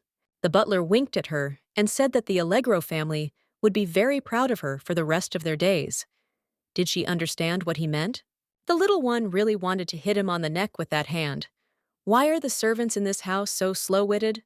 The very thought that her family would receive these treasures just makes her head spin. Our heroine didn't like this at all, but there was no other choice. If she didn't give it to them, there would be trouble anyway. Suddenly, Elton announced that a reply letter had just arrived from her house, and whether she wanted him to read it. But when the young man opened it, his expression immediately changed, and the girl began to ask what was written there. She also wanted to see. The butler replied that she did not need to read it, but the lady insisted, and asked to give her this message. Our heroine still managed to reach this leaf and knock it out of the guy's hands. It turned out that it said there that the kingdom of Allegro would not send a dowry money or other gifts. If they were not satisfied with this, then they could just drive this girl away right now. The girl, of course, expected something like this, but she thought that these people would never receive a dowry. A few days later, Allegro sent someone, but it is not clear what to expect from this, given the contents of this letter. But the baby, in turn, was absolutely ready. Mary noted that the lady was in a very good mood. The girl replied that yes, she was very interested in what expression the guest would have on his face. The girl replied that he would be very happy to receive such a dowry. When the maid asked if the younger duke had given her this flower ring, Sophie immediately remembered the incident with the raccoon, and replied that it was hers. Suddenly, they heard the clatter of hooves and a loud cry that the guests had arrived. The woman who got out of the carriage shook herself with disgust and was indignant at how dirty it was. She couldn't even imagine that the duke's castle was in the forest. Our heroine did not understand why Queen Errata was sent here. This picky woman was completely narrow-minded. The girl who rightfully occupies the 7th place in the Death Note is Sophie, the adoptive mother who constantly tormented and beat her. Having become pregnant by the king, she became the second queen, which caused her reputation in high society to be shaken. By the way, this is how the third son, Huron, was born. Euline, who was the mother of Vitego, despised Errata because of her lineage. The woman always screamed, "Does she understand how lucky she was that the girl gave birth to a son? If she had a daughter, she would have found herself in the same position as that damn girl. The girl must definitely make her contribution to their family by giving birth to another strong boy." Whenever Euline scolded Errata, she would come to take out her anger on our heroine. The girl would scream that she couldn't believe that she was treating her like that Lily. It was all because of her. For a long time, the little girl did not understand who the queen was constantly talking about until she found out that it was the name of Sophie's mother. You could say that, thanks to her, she learned her mother's name. In general, the girl does not want to go back to Allegro under any circumstances. It is pure hell there, and instead of the devil, the entire royal family. When Errata exclaimed, "Why are they standing there? Let them immediately take her into the house and show her everything here." Mary clarified whether she was a delegate first. She needed to check this before letting her in. The woman noted that she was very impudent, but the maid explained that she needed to go through the confirmation procedure. Irata exclaimed that it was enough. Who was she hiding behind her back? Having seen the girl, the woman said that she was very lucky to see her immediately upon arrival. Doesn't the garbage rat think so too? The maid thought to herself, how dare she address her mistress like that? And the queen added that apparently it was her duty to guard this rat, which is why the girl was so arrogant. After which she added that let the baby come to her, because she is her mother. Sophie did not understand what this woman had in mind calling her a rat, then a baby. Irita continued that her mother had traveled a long time to see her. She was so glad that the girl was healthy, so they needed to hug. Then she hissed in his ear that she didn't know that the girl was so cunning and petty, but was already plotting and beguiling the Duke's family. She would still pay for disturbing the queen and forcing her to come to this place. Our heroine couldn't believe that she said this to a small child. In a past life, the girl would have simply kept silent. But not now. The little one changed and became angry. After which, Sophie pointed her finger at her and called her aunt. The woman was indignant. How dare she address her mother like that? The little one replied that she had said that she would kill if the girl called her mom. Had she really forgotten? Does she have a memory like a fish or something? Although it's not surprising, she couldn't even finish the academy. Although it was probably a secret, that's why she asks for forgiveness. There is no need to be angry. It will be a big problem if the pressure rises, and the woman becomes even more stupid. The queen screamed, how dare she talk to her like that? Let the maid immediately tear off her hands. The little girl thought to herself that Mary was actually a hybrid succubus, one wrong move, and she was done for. Suddenly, the voice of the younger duke was heard asking why it was so noisy, what was going on, and who dared to wake him up at such a time. The maid immediately began to apologize, since she did not know that he was inside. The guy replied that they had passed, and asked the queen if she had accidentally made the noise. Mary immediately warned that even if she behaved loudly, she could not be killed since she was the queen of Allegro. Our heroine did not understand why she immediately asked her not to kill, but the young man did not say anything about murder. What was he really doing? Then the boy asked why it was always so noisy around the raccoon, and the little girl exclaimed that it wasn't her fault this time. After which she pointed her finger at the queen and said that this woman was louder than her, who in turn ordered her to shut her mouth. Then she asked Ergo if he had gone crazy to plan to kill her, since she was the queen of Allegro. The young man retorted, so what when hunting, do they ask animals their origins before killing them? There are wild and domestic animals, and surely a woman also differentiates them in this way. The baby looked at him and thought about whether he was seriously going to kill her, and how. Same peace agreement. Our heroine immediately began to tug at the maid's hand and say that this needed to be stopped somehow. Ergo continued that taking into account the peace agreement, he would put his life on the line, after which he ordered Black to get rid of the delegate. The black puma immediately growled and began to head towards the queen. Suddenly, an elf screamed from above, what is going on? Let everyone stop immediately. After some time, the maid asked if everything was okay with the mistress. The girl answered that yes, and asked her the same thing. The maid muttered that the woman was so awful. Even though the little one said that everything was fine, she was probably very scared. Our heroine replied that this was just the tip of the iceberg, especially since it wasn't the first time. Mary said that the baby should wait a little, and the girl would bring her something tasty. Sophie wondered why Erita came here in person. The queen came because taking care of a cursed child makes no sense. The girl is sure that she has ulterior motives. But while our heroine has such a wonderful opportunity, she also shouldn't sit idle. The assistant led the woman to the room and said that she could wait there. The Duke would be here soon. The queen thought to herself that a lot of time had already passed. How much longer could she wait? Perhaps they had decided to insult her in this way if she had known what the younger Duke looked like. This misunderstanding would not have happened. Then she muttered that it seemed like the rumors were true. Dragons were not trained in the norms of decency, but she could not do anything. She had to be patient since the opportunity to meet the legendary Duke had come up. 3 hours later, the woman was completely furious and started screaming, asking when he would deign to show up. The maid whispered to her to calm down and not to forget about her mission, which was to destroy this marriage by any means necessary. The queen's plan was to throw away the dowry anger the Duke and break off this engagement. Therefore, she replied that the assistant was right. It was necessary to be patient in order to implement her brilliant plan. Suddenly, a male voice was heard saying that Irata had to wait a long time. She was indignant how improper of him, but finally he came. But when the woman turned around, she saw the butler, who announced that the guard's training was over, so the Duke would arrive soon. The queen muttered that he was so handsome, that is how outstanding he was. It was interesting, after which she asked how much longer she had to wait. The guy answered that Daihan would be here soon. They haven't had such distinguished guests for a long time, so let him enjoy the atmosphere of their palace without rushing. The queen noted to herself that in general, the fact that she had entered the estate was already a reason to brag. Did all this really exist in this world? After some time, a voice was heard asking if she was a representative of Allegro. Erita thought to herself that the younger duke was already very handsome for his age, but the older one was even more beautiful. The man stated that her family members had plenty of free time since she had come in person.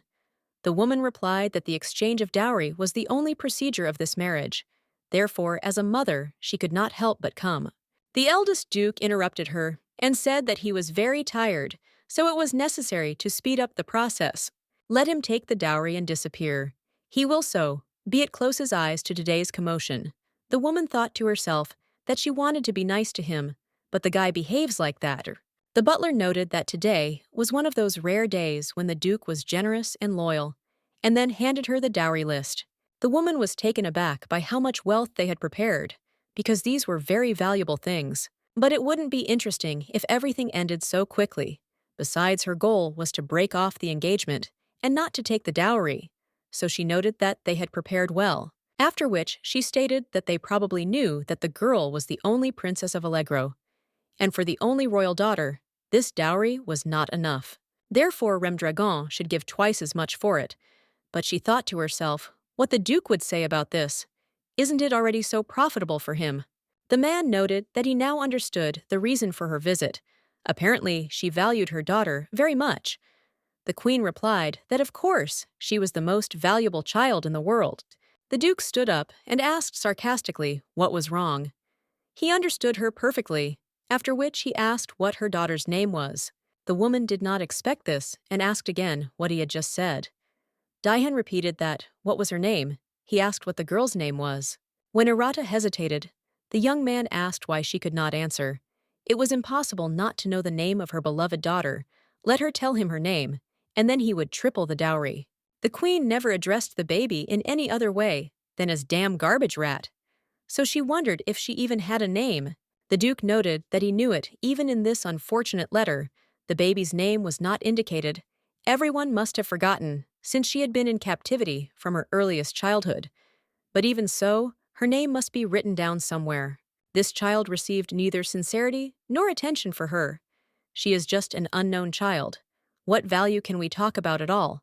But this girl told him her name, and she remembered his name. The young man hopes that the human queen understands what he is talking about. Sometimes the humans act quite unreasonably, unfortunately. Erita was indignant that she was the queen of the only kingdom let him show respect to her. The man objected that he shows respect only to those who deserve it. And the woman is absolutely not such a person. She is lucky that he is not interested in human affairs. Let her accept this and go away.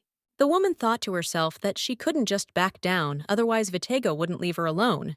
Therefore, she stated that apparently this devoted man now wants to acquire this girl. If he continues like this, he will be in big trouble. Their royal family Allegro is historically significant. They are the only representatives of the royal family. But the Duke is right about one thing. The dowry was just a pretext she wants to take this child back. The family is so attached to her, and after parting, they miss her even more. If he really needs this girl, he will take her in a few years after they train her. Only then will they send her back. The butler objected that she could also receive a good education in the Duke's family. The woman replied that how could she trust them? There wasn't even a single person in this house who would look after her. What could they possibly know about raising a child? Erita saw that the servants treated her with all the honors, but the baby would get used to it, and would only get worse, so she was going to raise and educate her, and only then send her to them. Then she added that if they did not agree with this condition, then they could simply pretend that there was no engagement. After these words, the Duke became very gloomy. The queen did not understand why she was shaking all over. It felt like the whole world was pressing on her. Elton immediately asked the master to calm down if she was overcome by fear of dragons. Then she might die. Before him was only a lower man, and also let him not forget about the peace agreement. The man retorted that this brat was not a direct royal descendant, so there was no reason not to kill her. After which he added that he was giving her one last chance to take the dowry and disappear from sight if she refused then to go home without limbs. Irata immediately decided that she would do just that, otherwise she would not live. She would simply take what was given and run away as quickly as possible. But in the box, there were two notes, one of which said that the right to mine emeralds could only be obtained by a good person, but the right to a forestry enterprise did not belong to them. The butler laughed and suggested that this was clearly the work of a raccoon. After some time, everyone tried to catch up with the girl, but she cleverly ran away from them. Mary said that the dowry is something that the adults agreed upon among themselves, and she is a good girl, so she will return everything, right? The little girl asked for forgiveness and replied that if she gave it to him, Uncle Duke would be angry. The young man asked why he should be angry, what she was even talking about. The baby explained that if he gave the papers to this woman, it would be dishonest and Malorando-filled. She secretly extracts magic stones from everyone. This is the territory of the Duke's family, which is located close to the kingdom of Allegro. This land produces the best magic stones on the continent, which are so necessary for all magicians, and their price is comparable to gold bars. Sophie pushed them to think that her family was stealing them. The young man replied that if this was true, he wanted to hear more about it. Yarata screamed that everything was wrong. This girl was a real liar who slandered adults. She didn't even have any evidence, the little girl asked. Why not? She was digging stones with her hands. Elton noted that indeed, there probably remained devices with which they mined magic stones. The heroine pretended to burst into tears and said that now her aunt would quarrel with the family because of this, what would happen to her and her brother now. But let him forgive her. The little one could not remain silent. Only bad people act like that. It dawned on the guy that the only territory adjacent to Maloranda-filled is the home of Count Haman, a relative of the queen. The Duke noted that it turned out that this woman's family and Allegro stole together. It was necessary to look into this in more detail. When the order was given to capture Irata, our heroine thought to herself that this was great. Everything worked out as she planned. The woman screamed that she was actually the queen, and that they were provoking a diplomatic conflict. Daihan asked if she really thought that such a trifle could escalate into a war, although he would be very happy if it started, because they would be the first to break the peace agreement. After this, they began to take the queen away, and she screamed that they should not touch her with their dirty hands. The young man told the girl to immediately come down to him. When the man asked to return what she had taken, the little girl silently walked past him towards the elf. Then she told Lef to sell the right to mine in the emerald mines and buy herself a good weapon, and let her also oil Uncle Golem, otherwise he's creaking all over. Mary and Barry thanked them for taking care of her. If the girls sell the rights to the forestry enterprise, they will become rich, and when they have lots and lots of money, then let them buy her something tasty. She has been dreaming of trying white chocolate for a long time. Unexpectedly, the Duke stroked her head and said that, thanks to her, they didn't have to give the dowry to those people, so thank you very much. The butler was taken aback by the fact that the gentleman was smiling, because it seemed that he had never seen anything like that in his memory. Then the young man picked up the baby in his arms and said that he would carry her to the room. A man was watching them, and the elf exclaimed that, when did the gentleman even manage to return? The young man asked him to be quieter, and stated that she was a rather unusual child. After some time, the baby thought about the fact that despite the fact that she keeps memories from the past, but is in the body of a child, why the child's body cannot control tears. The maid told her that it was enough to cry enough. The little girl replied that she had almost calmed down. Then she wondered why the Duke had not left yet, or whether it was time for punishment. Daihan suddenly said that he wanted to ask something, whether something had entered her by accident. Malorando is their territory that the family does not use. Where did the girl learn what she told today? Our heroine quickly blurted out that she heard about it when her aunt was chatting with her servants. I also noticed her ring, which sparkled so much that it was simply impossible not to notice. It was linaret, a byproduct that is formed during the mining of magical stones. It has no special properties, but is a rare and beautiful substance highly sought after in jewelry. Irita could not resist and made herself a ring, thereby giving herself away. If the Duke had immediately recognized this stone, then things would have gone much faster, after which she asked if he was going to send people there because evidence was needed. Remdragon asked why it would be easier to just interrogate the queen. Wouldn't it be easier to get her to confess? The little girl noted to herself that the apple doesn't fall far from the tree, and the maid exclaimed that it was time for her mistress to go to bed. Mary said she had nothing to worry about. The Duke's family was the best in the world at extracting any information from people. They will shake the whole truth out of her. The dynasty prides itself on doing everything quickly and clearly. The little one was surprised that these cute maids were also involved in torture for Remdragon. Then she asked how they would do it. The assistant answered that she didn't know yet. The little girl asked if they would show her terrible nightmares, because she and Barry are succubi. The girl exclaimed that she had such extensive knowledge. The lady was very smart. Everything was true. They feed on good dreams, but they can also send bad ones. But that's enough. It's time to sleep. And besides, because of all this fuss, the little one missed her daytime nap. Suddenly, the Duke declared that although this was not her biological mother, her stepmother had been detained, and she was lying calmly as if nothing had happened. He could not understand what was going on in this child's head. After which, he asked if she loved her father and stepmother. The little girl answered that, yes, the Duke had confirmed that she was telling the truth. She had answered so clearly, and she had almost fallen asleep. When Daihan asked her what she wanted to be when she grew up, our heroine answered as she fell asleep: a traitor to her homeland and a bad daughter. The young man noted that she wants to become a traitor to the kingdom of Allegro and a bad child for her father. The more he communicates with her, the less he understands what is going on in her head. Having said goodnight, the Duke went out the door and thought to himself that she really didn't like her family that much. The butler immediately asked if everything was okay with him, because he had a very strange expression on his face. When the master ordered him to leave, Elton stated that this girl had become special to him, hadn't she? The man replied that nothing special. It was just interesting to watch her. She really does look like a raccoon. After which, Daihan asked if they were all ready.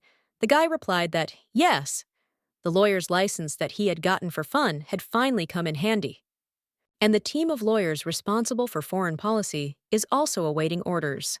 The Duke noted that after a long break, they were back in business since the little raccoon hated her father. He should show her how Vitego sheds tears. Meanwhile, from the Remdragon dungeon came the cries of Irata, who demanded to be released. How dare they treat the only queen like that? Let them open the door immediately. When the maid appeared in the room, the woman hissed that she was with this girl. Why did both girls come here at all? Let them tell the Duke to come here immediately. Mary smiled sweetly and replied that it was a pity, but nothing would come of it. She would have to talk to them. Irata was bullying the little girl all this time, plus she also threatened to rip her arms off. Then it would be better to start with a dream in which her hands are torn off, or perhaps a better picture, where her nails are torn off one by one. They will give her a dream in which all the pain will be felt as if in reality. Until this moment, they have fed on the good dreams of their mistress, so they will respond to her with hellish sensations. For all the pain she caused her, the succubi will lead her into a wonderful, unforgettable night. The next day, the little girl asked if she had really confessed everything. Mary answered that she barely, but she confessed the woman even confirmed all her words with a print. Barry added that she knew that the territory was abandoned and prepared all the necessary equipment for exploring the caves. Our heroine came to the conclusion that now it was her father's turn to act. Vitego III truly loves only his precious sons. Wives and concubines were of absolutely no interest to him. Now he will break all ties with the queen. All that remains is to watch, but the little one will make it so that it is impossible to get rid of her. Meanwhile, in the kingdom of Allegro, cries were heard about what kind of fabulous sum of compensation this was, and whether they really had to pay all of it. The dumb wife couldn't even cope with her only task. The guy said that he had to kill that damn girl. He tried to save his family from problems, but ended up in trouble. What will the king do now?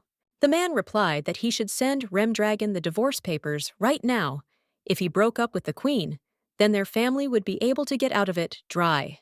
The young man said that he would immediately do everything as he ordered. The eldest son noted to himself that they were actually guilty, but if he said this now, there would be trouble. Suddenly, a messenger burst into the room and informed His Majesty that trouble had happened and that he should read this newspaper. It was said there that the royal family of Allegro was behind the illegal exploration of the caves. Curon muttered that this simply couldn't be. They even printed the contents of the secret book of records of the purchase and sale of magic stones. Only his shadow could know about this. The man screamed that this rat was to blame for everything he wanted to get rid of it.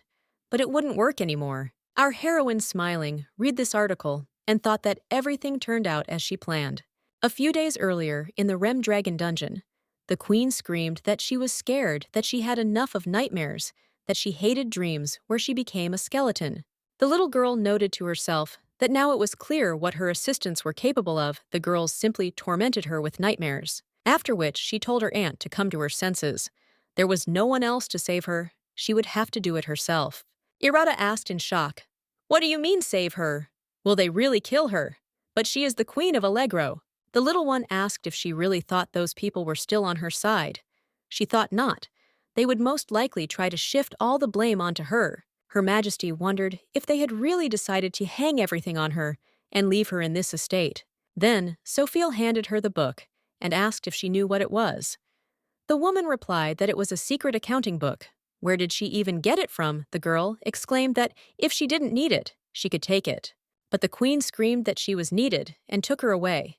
Our heroine thought to herself that she had simply rewritten the book from memories from a past life.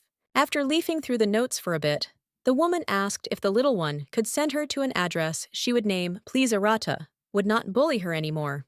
After a while, the little girl noted that the woman had also lived with this family for quite some time, and she could not sit back and wait for the end. The queen acts as she expected. Now it remains to wait for the king, who will take revenge on his wife. After which, our heroine crossed out another name from her death note. There were already -2 people. After some time, the Allegro family offered their sincere apologies for what had happened to the Duke and begged for mercy. The young man asked what it meant to have mercy, and they, the servants, showed mercy to that girl or not. Then she began to read the message from the king, who said that he was grateful to the Remdragon family for showing generosity and accepting his unworthy daughter, after which he stated that this time, too, there was no name for the girl. Then he said that, instead of these useless apologies, let them tell him to write congratulations for his daughter's wedding, and let him write culturally and sincerely. Daihan will not accept a letter unless it is written in Vitego's own hand by a third party. The case became public thanks to Irata's confession, and investigations into all of their cases began immediately, which caused Allegro to be criticized by the press, which caused great losses. After some time, the Duke entered the baby's room and noted that she was so calm, although there was complete chaos outside. After her visit to the queen in prison, he learned that she had written a letter to her parents asking for help. The exposure and betrayal of the Irata family, it seems to him that Sophia, although a little, had a hand in this incident. Our heroine was taken aback by what she heard and exclaimed that she knew absolutely nothing. The young man asked her if she knew that good children should not lie. The girl replied that of course, and thought to herself that it was necessary to change the subject as soon as possible. Then she said that Uncle Duke, big as a whale compared to him. The others look like shrimps. If the little shrimps fight, is it possible to determine which of them is the worst?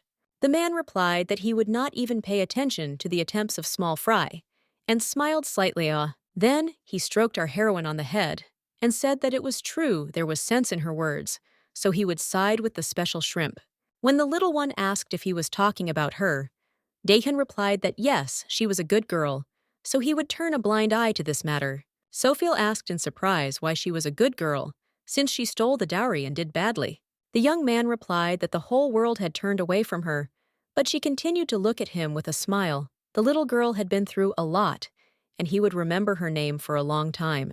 The little one had tears in her eyes and thanked Uncle Duke for such words. The guy asked her not to cry, and she could call him either Duke or Uncle, as she preferred. When the girl grows up and marries his son, then he will become her father. Our heroine could not believe that the Duke would become her dad. She could not even dream of such a thing. Would she really have a real family? The man continued that if she marries his son, she will become his daughter. Of course, not his biological daughter, but she will be his daughter-in-law. But they will still be like family. When there was a pause, Daihan asked if she really didn't want to become part of his family, but the little one immediately exclaimed that she didn't mean that. But she thought to herself that she was afraid to hope for it too much. The Duke declared that since they were not yet engaged, he would call her Little Raccoon. The little girl asked if it was necessary to do so, but would not argue. Already in the corridor, the butler reported that Allegro's messengers had already left. He replied that it was clear, but in general, he didn't care. After which, he asked what the little raccoon usually does. Elton answered that in her free time, she often plays in the forest. When Remdragon asked why in the forest, since they have a beautiful garden, the young man replied that yes, but it belongs to the late Duchess. On the very day the girl died, everyone begged her to wake up and open her eyes, but there was no reaction. After this, the Duke said that he did not want to see this garden. Let them close it and make it so that no one would go there. After this, no one would appear there again. The butler added that now there is no one to look after this place. It is probably completely withered. After thinking for a while, Daihan said that this garden should be given to the little raccoon. A few days later, lying on the grass in the front garden, the little girl noted that she felt very calm, so much so that she could hardly even remember the events of the previous week. Barry noted that the lady has merged with this grass. Let her play to her heart's content, but be careful not to get hurt. Suddenly, the Duke's voice was heard asking why her cheeks were so red. Was she really ill? The maid replied that she was fine. She was just too carried away by the games.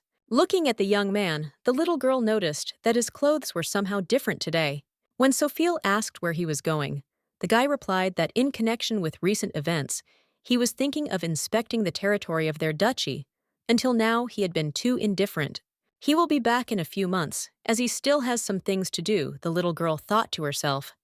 They had only just met him recently. It was even somehow sad that he would be gone for so long. As he was leaving, the young man told the maid to take good care of the little raccoon. Our heroine shouted, "Wait," and wished Uncle Duke a good journey. She would miss him very much, so let him come back soon. When the man replied that he would try, the little girl asked if he would tell the younger Duke that he had left. She had heard that he was very ill. Daihan replied that there was nothing to be done.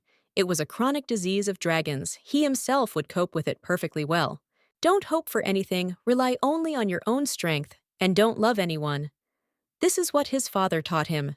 The girl thought to herself that it turns out he doesn't like anything. She would be very lonely in his place. Suddenly, the man said that she would need a personal tutor. She probably wanted to get a good education. Remembering the queen's words that there was not a single person in this house to look after her, that they knew anything about raising a child, the Duke said that he must take responsibility for what he said before the Allegro. The maid was shocked that the dragon cared about a human. It was simply incredible. After some time, the assistant said that the lady was a good girl, and it seemed that the Duke liked her. Our heroine replied that last time she said that she needed to avoid him. Barry replied that she was just worried that he would scare her. She didn't want her to get hurt, but now his heart has melted. To gain the favor of the elders of the Remdragon family is the same as gaining the patronage of God. The baby has great potential and is also very kind. The girl replied that there is no need to exaggerate. She likes her too. The girl added that she wanted to say something. All their ancestors left this land. Mary and she are the last royal succubi who remained here. One pair of brothers or sisters of succubi and incubi always become king and queen. They are the only ones of this kind who remain here. The little one asked where all their ancestors had gone. The girl replied that they had left this world along with the other dragons. Sophie noted that this meant that they too would leave someday. The assistant replied that they could not do this whenever they wanted. On the night when the blue moon rises, the magical power reaches its limit. Then the door opens through which one can go to another world. Our heroine noted to herself that of course the Rem Dragon dynasty will leave when the blue moon appears in the sky. After which she asked when such a day would come. The girl replied that they could only guess, but no one really knows. They only know that they need to wait more than 10 years until the next moon. When the little girl said that it turns out that they have to sit on their suitcases because it is unknown when she will appear again, Barry replied that there is a star that foretells this. If it appears, it means the door will open soon. The girl thought to herself that now it was clear on what day exactly she might be abandoned. Noticing that the little one was thinking about something, the maid asked what happened. The little one immediately replied that she was not thinking about anything, but the assistant insisted, because she was interested. Then she took the little girl by the hand and put a beautiful ring on her finger, saying that it was a gift for her, after which she explained that this was a family heirloom. This ring contained the power of their family. It would help her in an emergency. When Sophia exclaimed that she was really giving her such a valuable thing, the girl replied that it was only given to the closest ones, so please let her accept it. Our heroine thought to herself that it must have been difficult for her to part with such a thing, so it would be awkward if she refused. Therefore, she replied that she would treat him very carefully, after which she thanked him with all her heart. After some time, the little one thought that she didn't know what functions it could perform, but since it was the royal succubus's thing, it was definitely valuable. Since the little girl received such a relic as a gift, she should give something corresponding in return. It is necessary to find beautiful purple flowers, suitable for the maid. Our heroine will make a wreath out of them, which she will surely like very much. Not noticing a small pebble on the road, Sophia tripped and fell face down on the ground. Suddenly, the voice of the younger duke was heard asking what she was doing in this place. Why did the boy ask why she was lying there in the middle of the road? The little girl snorted. What business did he have? Daihan allowed her to come there, after which she asked what he was doing in the garden at all. Ergo replied that he was keeping an eye on her so that she wouldn't do anything stupid. But I had already heard that the girl had managed to do something. There had been some incident, it seemed connected with the dowry. Did she really steal it? The little one replied that nothing had happened. When Sophia asked where he kept coming from, the boy pointed to the treehouse. The little girl was delighted because she dreamed of seeing one like this at least once. The younger duke asked if she wanted to go inside and see what it was like inside. Our heroine replied that he wouldn't allow it anyway, so why ask? But unexpectedly, the boy replied that he allowed it. Let him follow him. Looking around, the little one noted that he was very young, but already had a house that one could only dream of, and in the future he would inherit the entire duchy. When Sophia exclaimed that he was so rich, the guy said that he understood her feelings, but that she should not dare tell anyone that she had been in this place. Suddenly, Ergo sat down next to her and told her not to trust his father. The little one replied that she would think about his words, but she thought to herself that she didn't trust anyone, even without warning. But when she is with him, she does not understand what is happening to her. She doesn't find him disgusting, but she's afraid of him, and yet she wants to get to know him better. So she decided that she just needed to avoid him for now, and said that she'd already seen everything, so it was time to go home. Suddenly, the boy said that she liked him, so why was he running away? The girl thought to herself that it was very strange actually. She became the evil Sophia, but next to him, she turns into a complete fool. The younger duke asked again why she was avoiding him, since she wanted to marry him, didn't she? The little girl exclaimed that it was unworthy to marry him. Ergo asked to clarify what this meant. The girl replied that her family was ruined, so they couldn't even give her a dowry, so see you soon. The young man grabbed her by the shoulders and said that this is the dowry, hinting that it was she. Therefore, let our heroine never let anyone hurt her again. After which, the young man added that she could go and not disturb his sleep anymore. On the way, the little girl thought about how strange he really was. Near the palace, she was met by maids, who said that they had been looking for her for a long time, because the grandfather of the younger duke, the first head of the family, had arrived. Sophia noted to herself that she had read about him in a book, and Barry had told her about him, Cherneau de Remdragon, an adult dragon who is more than 300 years old, a hero who destroyed countless demons in the war, is a legendary creature shrouded in mystery. So it turns out that he is now in the palace. The little girl immediately asked where she could hide. The maid replied that this time she didn't have to hide since he wanted to see her. After some time, our heroine was already sitting opposite him and thinking about whether this was really the very first Dragon Duke. The man noted that up close she seemed even smaller, were all human children like that, and then asked what her name was.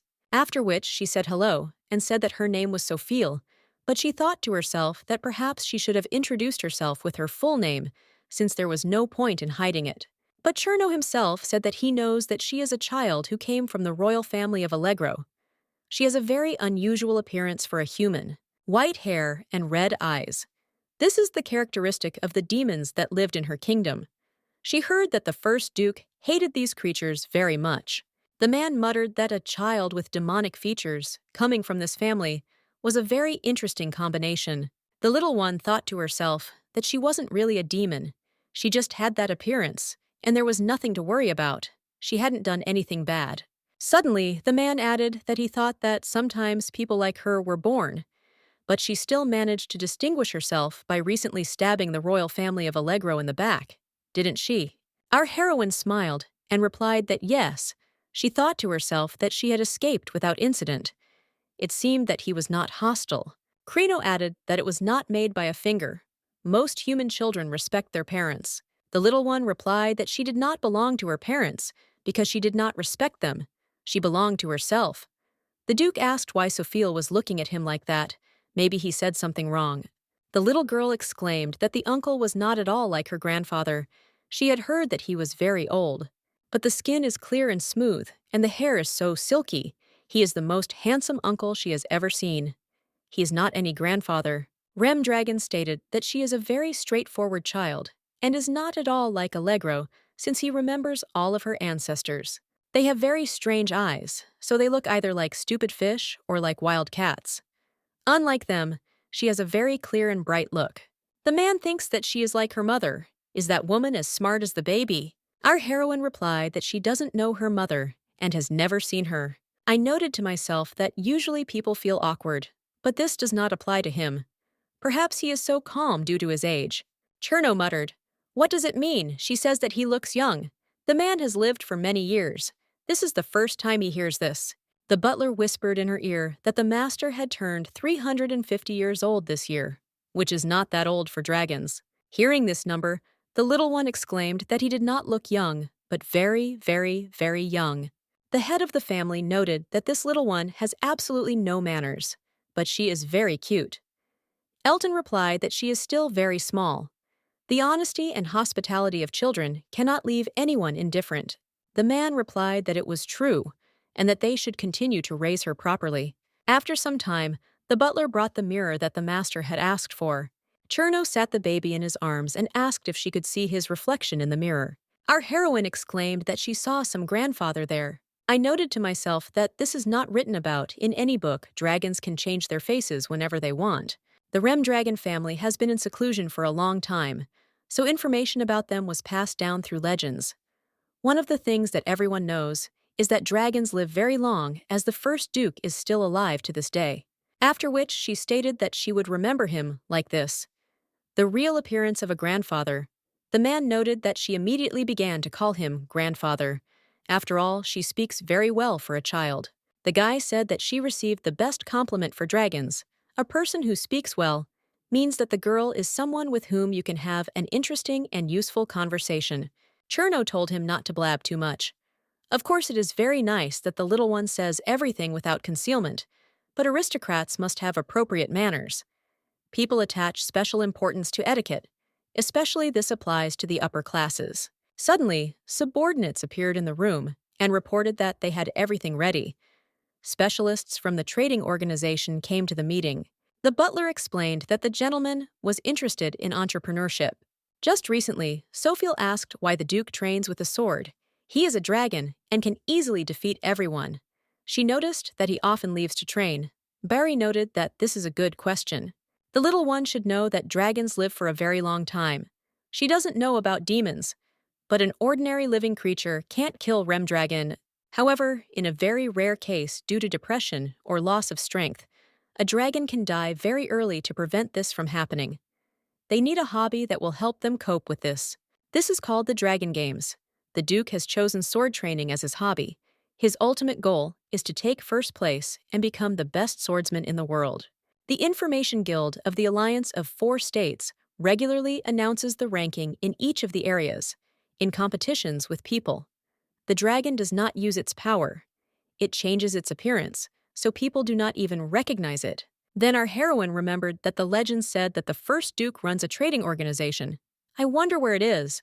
When the young man handed the man the contract for the last investment, the little girl was burning with curiosity, but she could not see anything.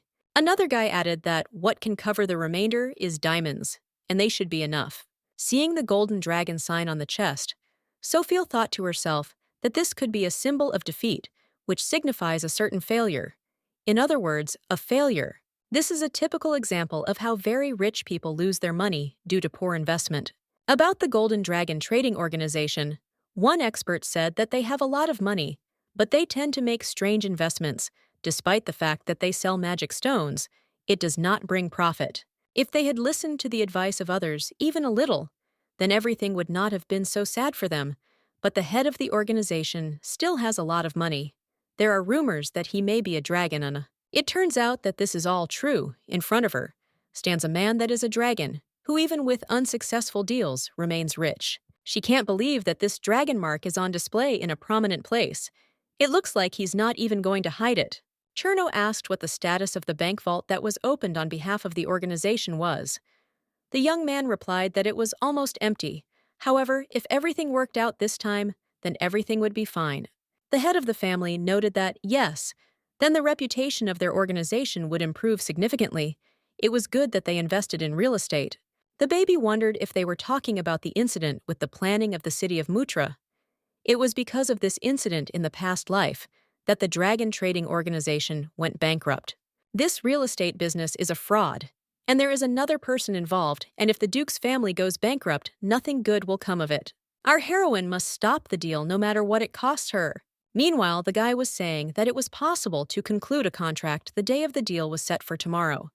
But it would be nice to go today. Lately, many people want to get the neighborhood. It is necessary to hurry. The little girl exclaimed that they should wait. The little one also wanted to go with her grandfather. The head of the family replied that he was very busy and did not have time for this. Our heroine started to get hysterical, saying that she would go with him, and that was that. The butler noted to himself that this was somehow strange. Before this, the lady had never been capricious.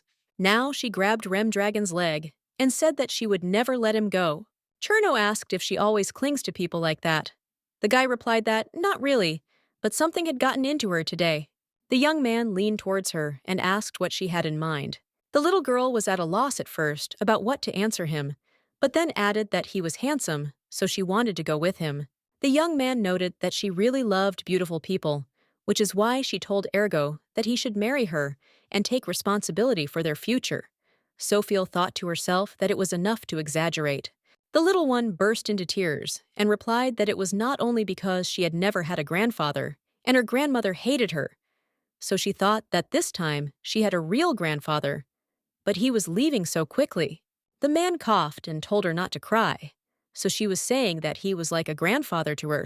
The little girl replied that yes, she really dreamed of a kind, gentle, cool grandfather. The head of the family stated that this child was very unpredictable, after which he asked if she knew where he would go. Then he added that, okay, she could go with him. Let the butler pack Sophia's things. The little one noted to herself that everything would really start upon arrival. She needed to try to prevent this scam. They were driving through Ballin, which means there must be a gate on the road. It all takes a very long time. When they arrived at their destination, the voices of merchants advertising their wares could be heard from all around. The founding of the city of Mutra was indeed a big deal. An incident that took up 2 whole pages in the newspaper, a major fraud, after which Cherno became a laughingstock for all people.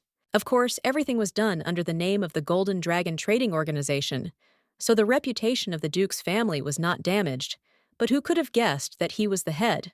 So all these people are now playing a role. The targets of the fraud were mostly elderly people. They were sold plots of land that had no value, but behind flattering words and promises, there was actually a vacant lot.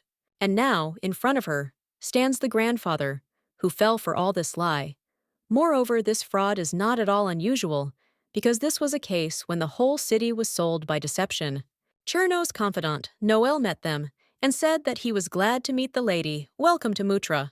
The head of the family asked if he could inform him again. The guy began to tell that Mutra is a small rural village. It is located approximately 7 hours' drive from the free city of Ballin. It is still a village for now, but soon everything will change, because they have discovered a gate there. When the little girl asked what the gate was, the grandfather noted that it was a good opportunity for Sophia. Let the young man tell her it would not be superfluous if she learned about doing business in advance. Free City of Bolin. This is a blessed land that is connected by gates to 3 states. It can be considered the capital of the Alliance, which is also a trading center. Therefore, the price of land in this beautiful city is very high. Despite the fact that it is small, there is a constant influx of people and money. Many want to live in the capital, but there is not enough land. Even the most noble people want to buy a house in Bolin after the gates were opened. Their Mutra is planned to be made a residential area that is a small city which is built up with residential buildings. People who work in Bolin or those who cannot afford to buy a house there can live there.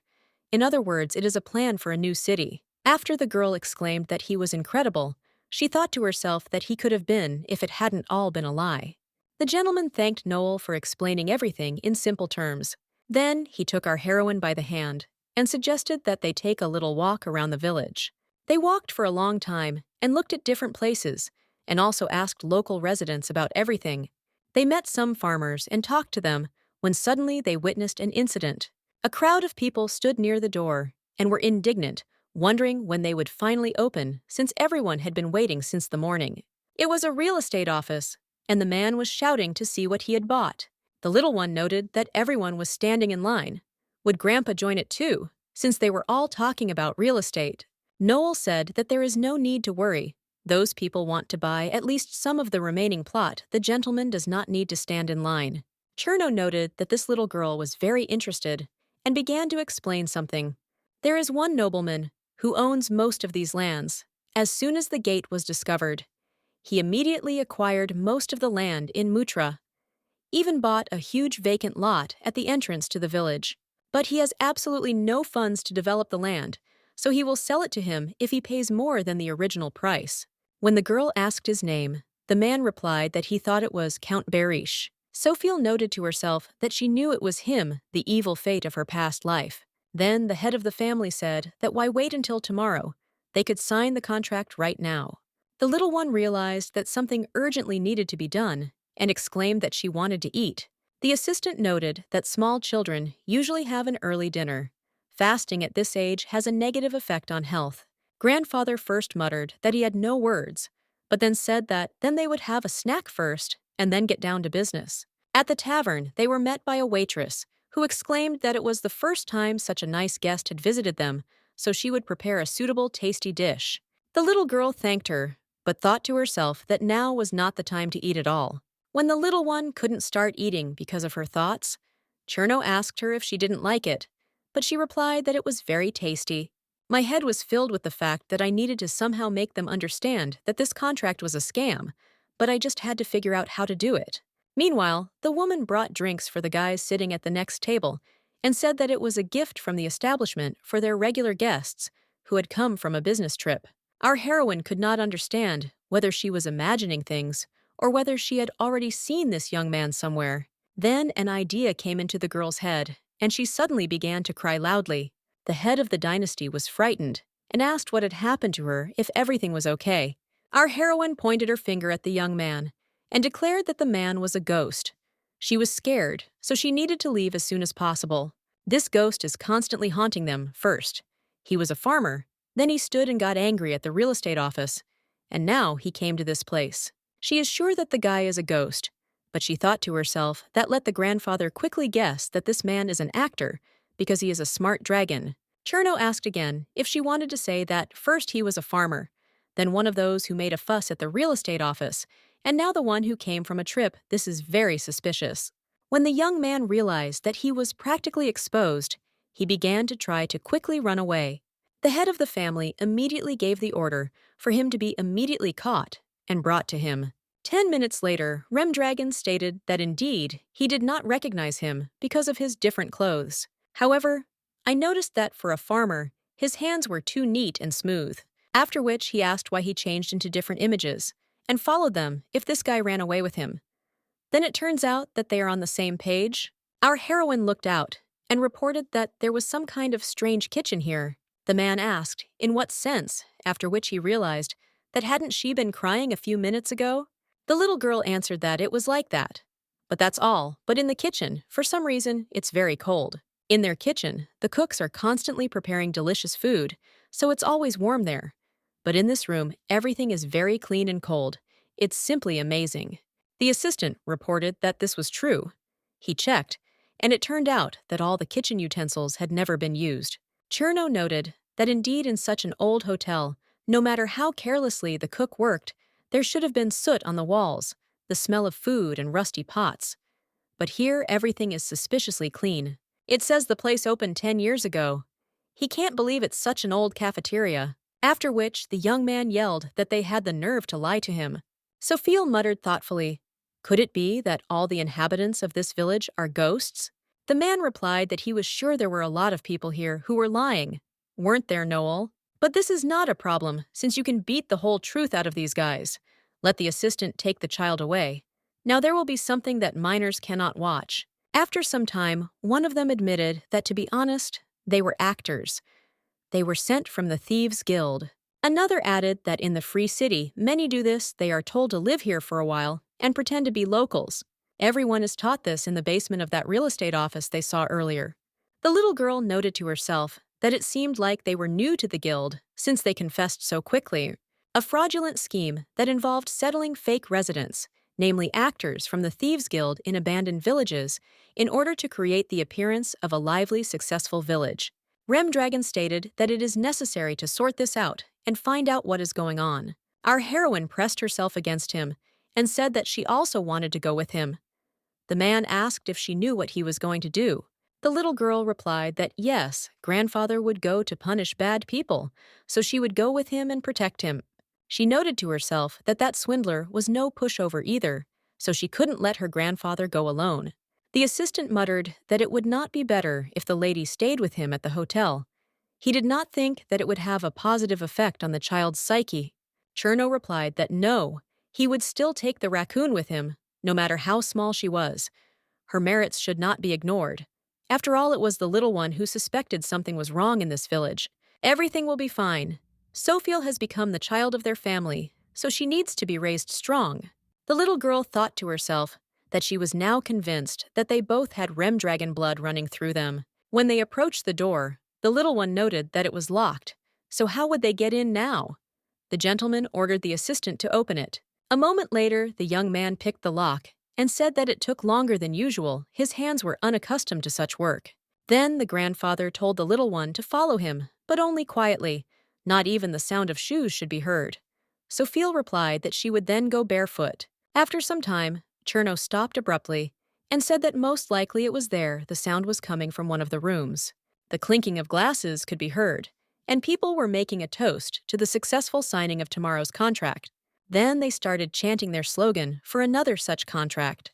A cheeky smile, a cute but somehow strangely cold face, he ranks 9th in Sophia's death note.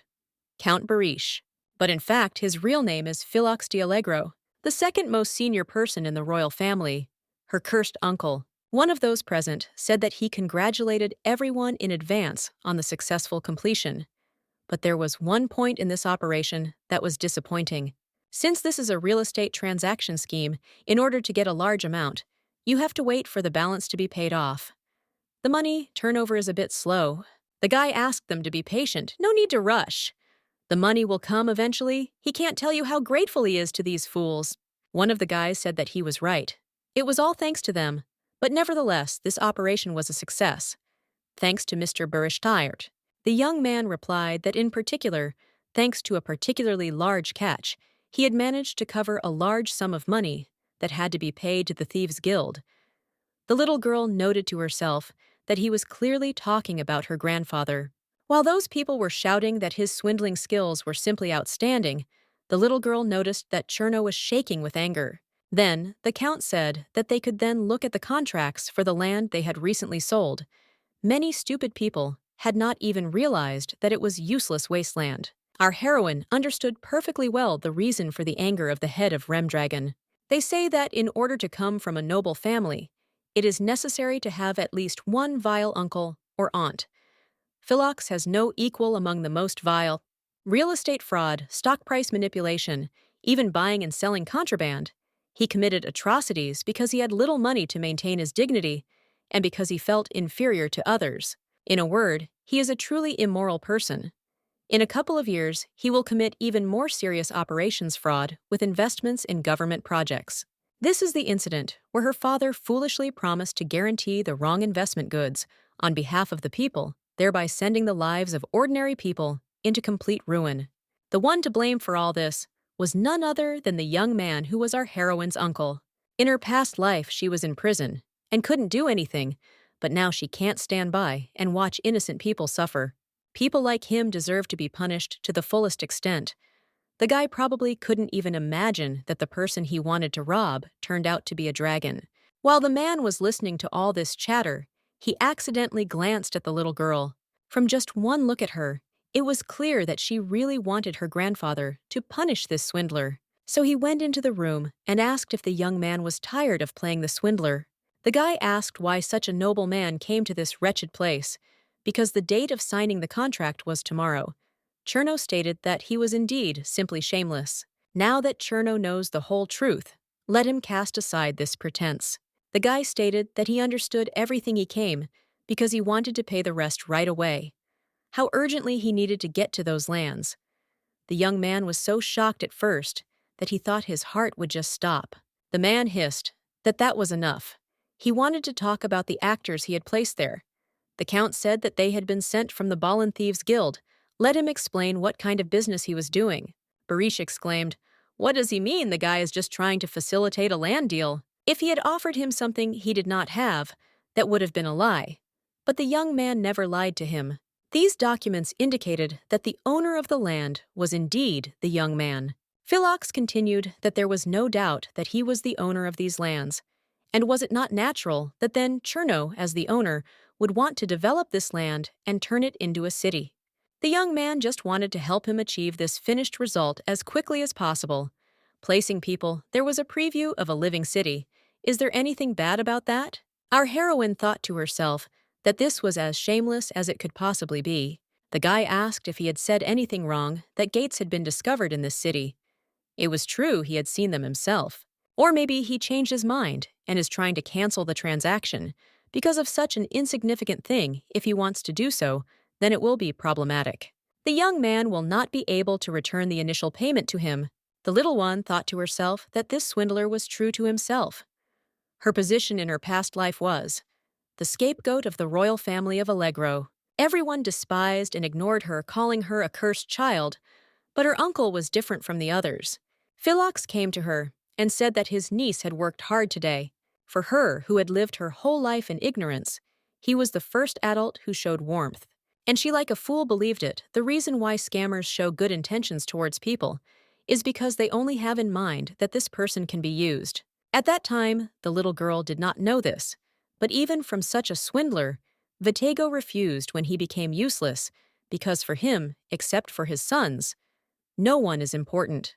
But of course, Uncle was not one to back down so easily. The young man tricked our heroine into revealing the password to the Vitego safe and ran away with his money. Sophia was expecting a severe punishment from her angry father. She was not fed for a week and was very hungry. There was no encouragement. According to rumors, a young man bought himself an island and lived for some time as if in paradise. Nevertheless, let him be grateful that he only took 9th place in her death note. There are people worse than him. Perhaps he would have lived peacefully in this life if he had not met her. Then she went to her grandfather and said that it would be okay if he invested more money, since the gates were very, very good. The man asked why she suddenly spoke like that, what was going on in this child's head. The little one explained that this was good. The people from their house would also live there. Everyone would gather and pass through them together. But how many people were there in total? 100 or 1,000. The head of the family muttered that he had no idea what she was talking about. The guy explained that sometimes children ask such sudden, meaningless questions, but still let her answer it. If you count the servants and soldiers, there are about 200 or 300 of them, and the total number of people is even more. When the little girl stated that she had many family members and asked if they could go through this gate together, the boy was very confused. As expected, her memories were correct. There is a limit to the number of people that can pass through this gate per day, as it is unfinished. It is true that the ancient dragon created them, so perhaps grandfather believed him, but for some reason they were not completed.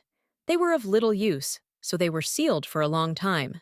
Uncle tried to finish them, but will it work in the past? The Golden Dragon Trading Company bought a lot of land around them, but later found out that their capacity was only 100 people per day. When this fact became known, the company experienced great difficulties. It even went bankrupt due to bad credit history, so it is definitely necessary to stop this deal. Noel explained that there was no time to study the efficiency of the gate.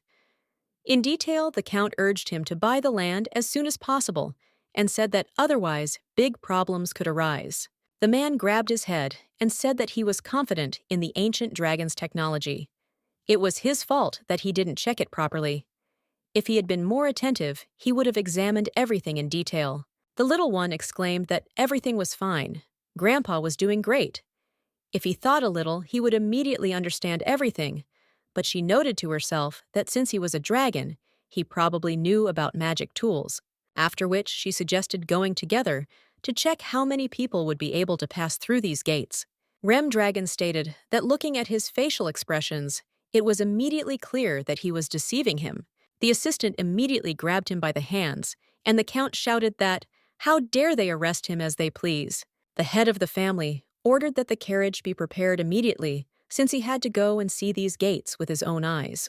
After some time, the guy reported that after checking the problem with the capacity of people, all the accomplices were taken into custody as the master ordered. The man said that Barish must now return the initial payment. But as they had heard earlier, the youth said that all that money had been paid to the Thieves' Guild. How did he now plan to return it? The young man muttered that if he were given a little time, perhaps he would succeed. Our heroine exclaimed that there was no need to worry. There was a person who could return this money for him, after which she turned to her uncle and asked why he was pretending not to know her when he understood perfectly well who she was. She thought to herself that it couldn't be that this cunning swindler didn't recognize her. The guy was aware of her existence even in this life. White hair, ruby red eyes. It was obvious who she was. He had even heard the news that an escaped rat had infiltrated the Remdragon Duchy. The young man grinned and replied that this was all becoming very funny, after which he screamed loudly and began to try to run away, saying that he knew nothing, but Cherno told him that now these attempts were useless. When the assistant ran after him and managed to grab him by the scruff of the neck, some strange fog appeared. Our heroine did not understand what it was, what this strange colored smoke was. The young man shouted that it was a trap and that everyone should evacuate immediately. People appeared in the room and shouted that it was necessary to save the Count Cafiel. Noted to herself that it seemed that these were the actors who had been in the city earlier. Uncle managed to send them a signal, and this smoke looks like a magical tear gas reagent, after which the little girl felt dizzy and lost consciousness. Suddenly, the girl began to see some light. It felt as if she was floating in the air. Rem Dragon picked her up in his arms and said that everything will be fine now, raccoon. The Count exclaimed that it was simply impossible. How could the smoke gradually disappear? The man became completely furious and asked if he was ready to suffer the deserved punishment for causing tears in the eyes of a child from his family. A moment later, something suddenly exploded behind the young man. The young man thought to himself, that wasn't there, just too much dragon energy. If he did something wrong, he could really die, so he needed to run. The assistant's voice immediately came over his ear, asking if he was really going to try to escape again. After this, Cherno turned to the little one and told him to watch carefully what would happen to anyone who offended the child of his family. After some time, shrill cries began to be heard from the room, begging for help. The girl asked if it was okay to do this to him. Noel replied that there was no need to worry, it did not contradict the peace agreement. Our heroine clarified that it turns out the main thing is that he doesn't die, or something like that. The young man replied that she was right. The gentleman was one of those who knew ways to torture people without bringing them to death, but sometimes half of them still did not survive. The little girl screamed that this could not be allowed and ran towards the door. The guy warned her to be careful. The little one immediately said that the grandfather must be careful not to kill this man, no matter how angry he was, and not to cause too much harm. The swindler was delighted and thought to himself that she was really saying this because he was her uncle. But Sophia said that first, he needed to get back the money he had spent, and if this man died, he would never see it again. I thought to myself that his forgiveness could only be completed after receiving the money. In no case should I believe his words. Her uncle had previously told her that any situation could be turned to advantage, so she would repay him with the same method he had taught her. Then she handed her grandfather a note and said that she found it on the floor. There was an address and a signature that they should be contacted if money was urgently needed. There were contacts of loan sharks, the little one added, that you can call these people. The uncle will borrow money from them and return it to him. This is a private credit company. They say that their influence is very large throughout the continent. Especially, this place is famous for the fact that they will return the money by any means if the debtor does not pay by the end of the term. Remdragon stated that it turns out that they are extending a helping hand, but they are doing badly if you do not pay on time. The limbs of this count are intact. He should go as collateral. Our heroine muttered that the contract said something about a penalty. What is that anyway? The man explained in simple terms, so that she would understand that if promises made during a transaction are not kept, the person who broke it must pay the other party money. Sophia exclaimed that she understood everything, article paragraph, of the law on real estate transactions, according to the decree in the free cities. If the transaction does not take place due to negligence on the part of the seller, a penalty is due. That is double compensation, so the count must return the initial payment to him in double the amount. She once read this in some book. The man laughed loudly and noted that the little girl was indeed very funny and smart, after which he turned to his assistant and said that there was no need to rush to call the loan sharks. Before that, he needed to get something from him. Then he began to list all the demands, starting from a receipt for the renunciation of the body and ending with an agreement on the transfer of land.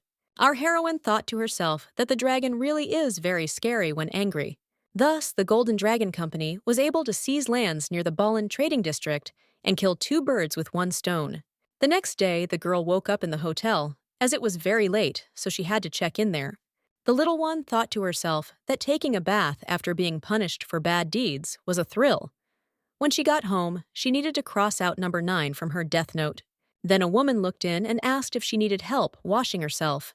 The little girl noted to herself that she had heard that Noel's wife was due to arrive. She was very surprised to learn that he also had 2 daughters. After a while, the lady asked if she liked it there. Sophia answered that she liked it very much. The room was so big and all shiny compared to their house. It was very cool. The woman whispered whether she knew that this was the most expensive hotel in this city, a 5-star one. Our heroine noted to herself that this hotel is so cool because the expensive rich grandfather is simply the best. The guy reported that he sent a telegram to the duchy saying that she would be back in a couple of days. But there was a small problem. He received a reply saying that Barry was very angry. The girls were hysterical about who would take care of the young lady she needed to read a collection of stories at night so she could fall asleep, and she also needed to drink warm cocoa.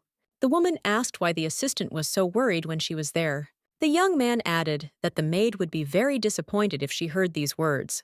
Our heroine looked at them from the side and thought that they were a very good couple. In any case, the little one successfully prevented the fraud and now feels a huge sense of relief. The head of the Remdragon family suddenly appeared dragging a huge number of gifts with him. The man said that he was just passing by the shop and remembered the raccoon, so he bought all this.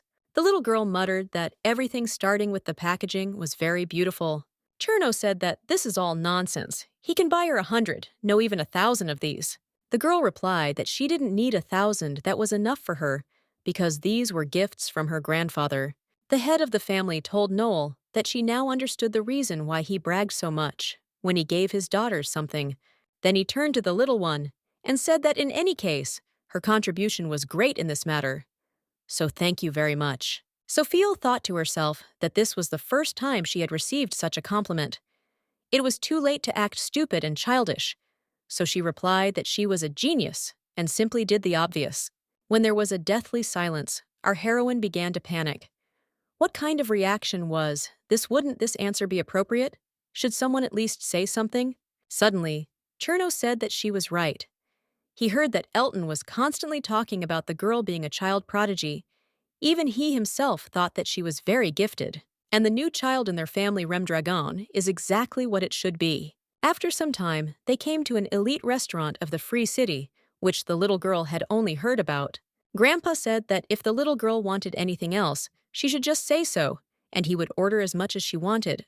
Sophia asked why he hadn't even touched his food, and why his expression was somehow sad. The man replied that it was impossible to hide anything from her. He was thinking about a recent incident. The swindler was caught, and everything ended well, but this was not the first time he was deceived like that. He'd probably be better off just leaving the business before things get too bad. The little girl was taken aback by the fact that the great dragon, the first duke, had lost his confidence. What a sudden turn. Then she asked if he wanted to know her opinion about how she uncovered the recent fraud. Grandfather clarified that, didn't she say that she found out because she was a genius? Sophia thought to herself that it was very cringeworthy to hear such things from other people's lips. Then she replied that, true, but there is something else. The reason why he is often deceived is because he is very kind. In fact, she is not a genius. If there was a defect in the gate, he would have noticed it immediately, because if they were in good condition, would the mayor of Ballin have left everything as it was? The head of the family asked if she was talking about Morhaine, who runs the city by proxy. This man is full of greed.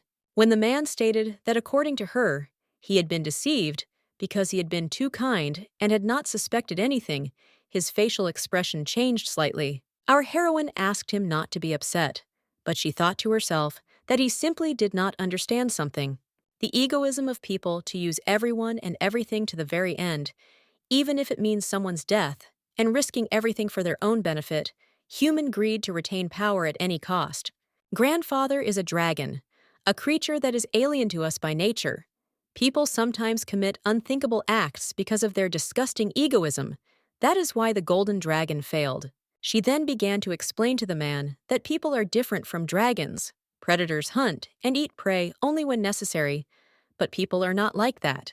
No matter how well fed they are, they will never stop hunting. This is human greed. As soon as Sophia asked if he understood everything, Cherno pulled her cheeks and exclaimed that she was not only a prodigy, but also very knowledgeable about this world. After which he added that there was one more thing he would like to ask her about. The little girl replied that he could ask about anything. A man asked if kindness was his only weakness. What could he do to correct this deficiency? The little girl was surprised that he was asking her for advice. Usually, people of such a high status do not like moralizing from a person of a lower status or younger age, but the grandfather was waiting for her answer, with eyes full of hope. Then she replied that she once read in a book that it is normal for a person who heads a company not to have omnipotent abilities, but he must be prudent in hiring talented advisors. Upon hearing about the need to have a trustworthy assistant, Cherno said he had one more question for her. The land for which he was tricked into signing a contract. How would she dispose of it? He checked there is a useless wilderness there. I wonder if it would be a good idea to sell it at a low price. Now, if a buyer could be found, he would return his down payment, as she would do in his place. Our heroine jumped up from her chair and exclaimed that this was simply unacceptable. There was no need to do this. Grandfather asked why. Since it was useless land, Sophia replied that it was worth it, and it would bring him money. Let Remdragon just trust her. The baby knows how to make money off of her. Then our heroine began to whisper in his ear the plan that had appeared in her head. When the man stated that everything had already been decided, the little girl begged him to believe her at least once, because it would definitely bring money. Let him just at least listen to her. Cherno ordered Noel to immediately send a message to the duchy, because it was about the fate of the raccoon. The girl thought to herself that it seemed she had annoyed her grandfather too much. But when the assistant asked if he wanted to ask for the young lady to be taken away, the head of the family replied that no. Let him say that the little one was staying with him and would help him let them be aware of the matter. The young man replied that he could already imagine how shocked Mrs. Barry would be. After some time, the man sat in his mansion, where he stayed when he came to this town, and thought about the fact that there was a recreation area that could accommodate only 100 people. Our heroine advised him to build an amusement park on this site. Just imagine he will be the first in the world to build such a big amusement park. Isn't that cool? The head of the family replied that there was no harm in dreaming, of course, but to build such a large park, huge investments would be required. She must understand that business is not a joke. You can't make mistakes. But the girl objected that first let him listen to her construction plan, where a huge flower garden could be created. There are also a large number of sparkling attractions that will not go out either day or night, plus luxury hotels and shopping malls that will attract visitors. Finally, a pastry shop that will need to be built without deviating from its standard. Cherno replied that this is great, as expected from a raccoon. The pastry shop, thanks to its style, will attract a lot of attention, but this land is still worthless. The gates let in and out only 100 people a day, which is very little. They will still hit the limit. Also, because of this feature, the construction process will cost them a pretty penny. Combining all these factors, we can understand that there will be no payback, which is why this plan is useless. Our heroine objected that no, it would be heaven on earth, where only 100 people could enter daily. This would be their advantage and would create excitement. After some time, the assistant said that he had listened carefully and made sketches. But still, he was very surprised that the young lady had come up with something like this.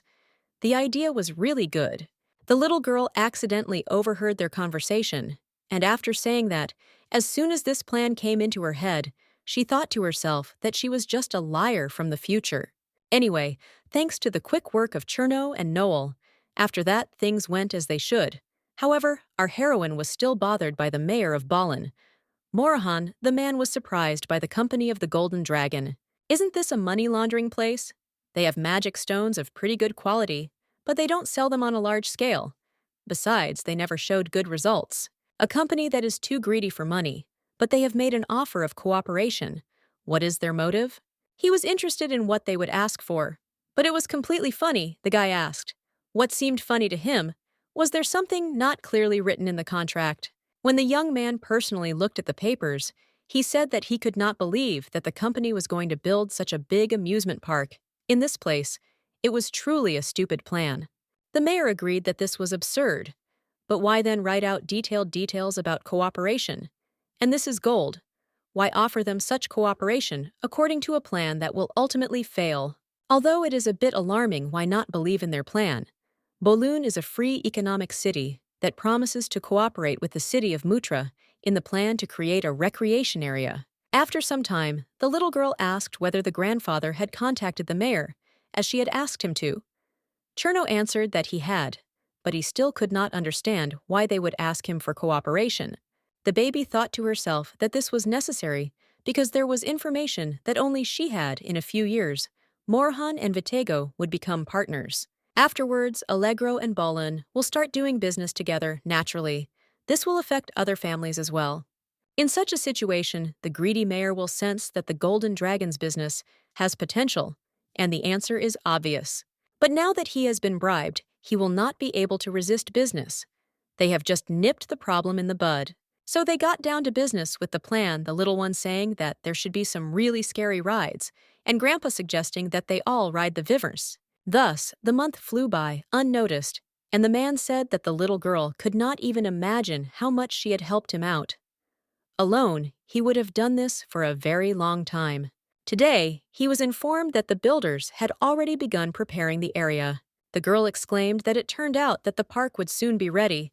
Cherno replied that they would hope that the guys would finish quickly. Our heroine was very interested in whether he would be the way she imagined him. A little later, her grandfather put her in the carriage and wished her a good journey, saying that he would visit her in a few days. Now, the little girl was already returning to the duchy after a whole month of absence. She didn't think that it would take so much time. As soon as she arrived at the estate, the maids immediately ran out to greet her. The maids said that they missed her very much while she was away. Barry exclaimed that she could really hear that warm baby smell. Was it true that this was not a dream? Our heroine rushed to hug her, saying that she also missed her very much. The girl noted that she felt like she had grown a lot in just 1 month.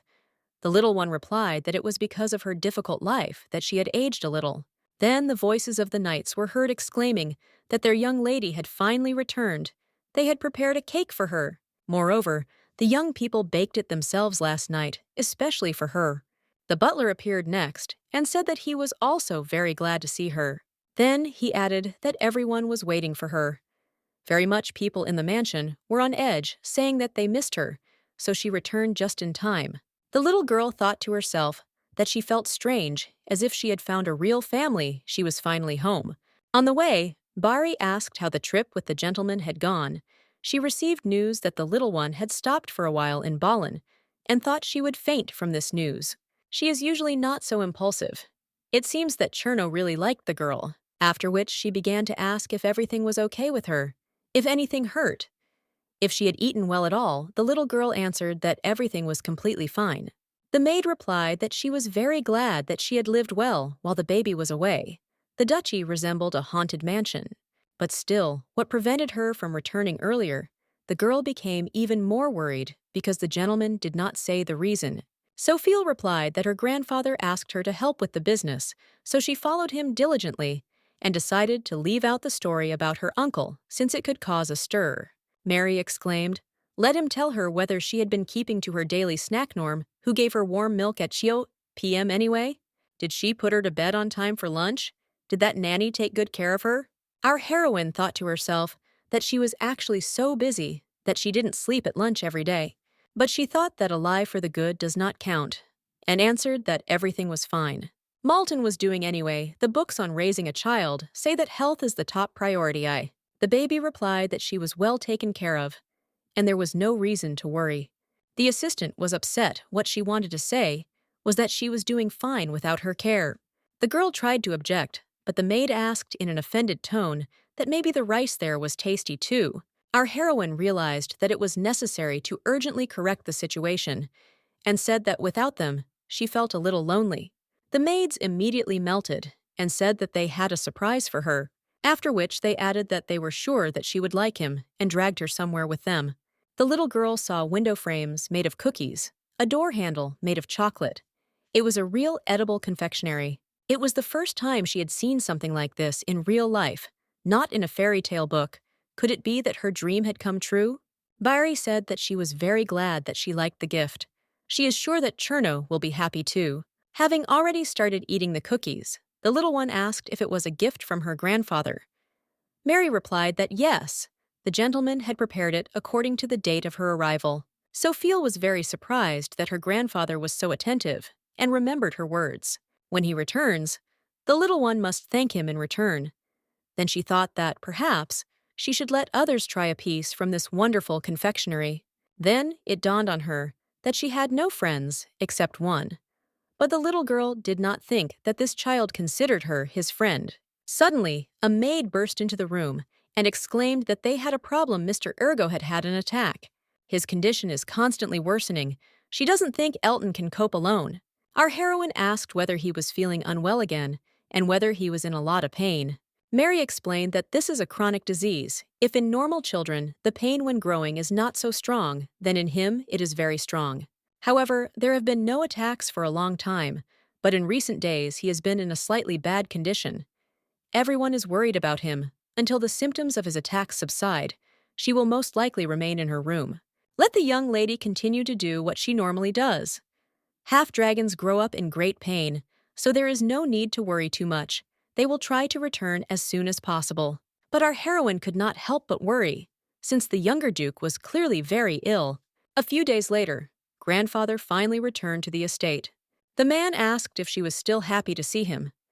After so many days, the girl replied that she was, and that she missed him very much. The little girl added that Elton said that when the duke leaves, there are cases where he does not return for years, so she was afraid that he would not come. But the butler thought to himself that the young lady was twisting him around her finger. Rem Dragon. He glared at the young man, showing with his whole appearance that this was unnecessary information for a child, after which he replied that he had returned quickly and safely. He had something to tell her, so he needed to drink some tea. After some time, the baby wondered what he was going to tell her and why he was taking so long. What should she do, ask first, or just wait? Then she thanked him for making the pastry for her. Sophie was very happy with such a gift. The man replied that it was a great happiness that she liked him. However, as the raccoon said, he believes that he needs an advisor. When he thought about it, he realized that this was the right decision. There must be someone who would continue to give him advice, staying close. The little girl exclaimed that she was glad that her advice was useful. If you look in the right direction, there are many such people, and he can also get good advice first. The head of the family replied that that is why he chose the right person, as she thinks who exactly it is. Dragon then added that it was the man sitting directly across from him. Our heroine began to look around and ask where, because there was no one else around.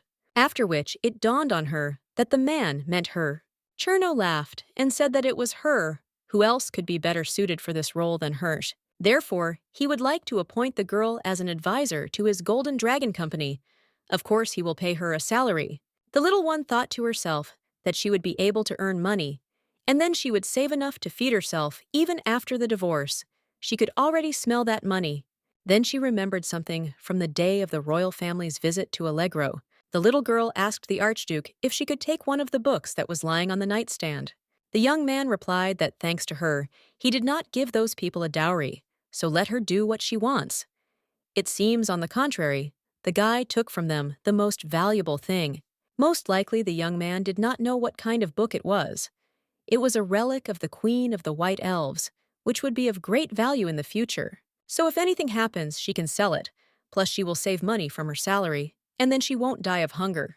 Dragon then took out an envelope and handed it to her, saying that it was her business card. It said, "Official Advisor to the Golden Dragon, Sofiel de Allegro."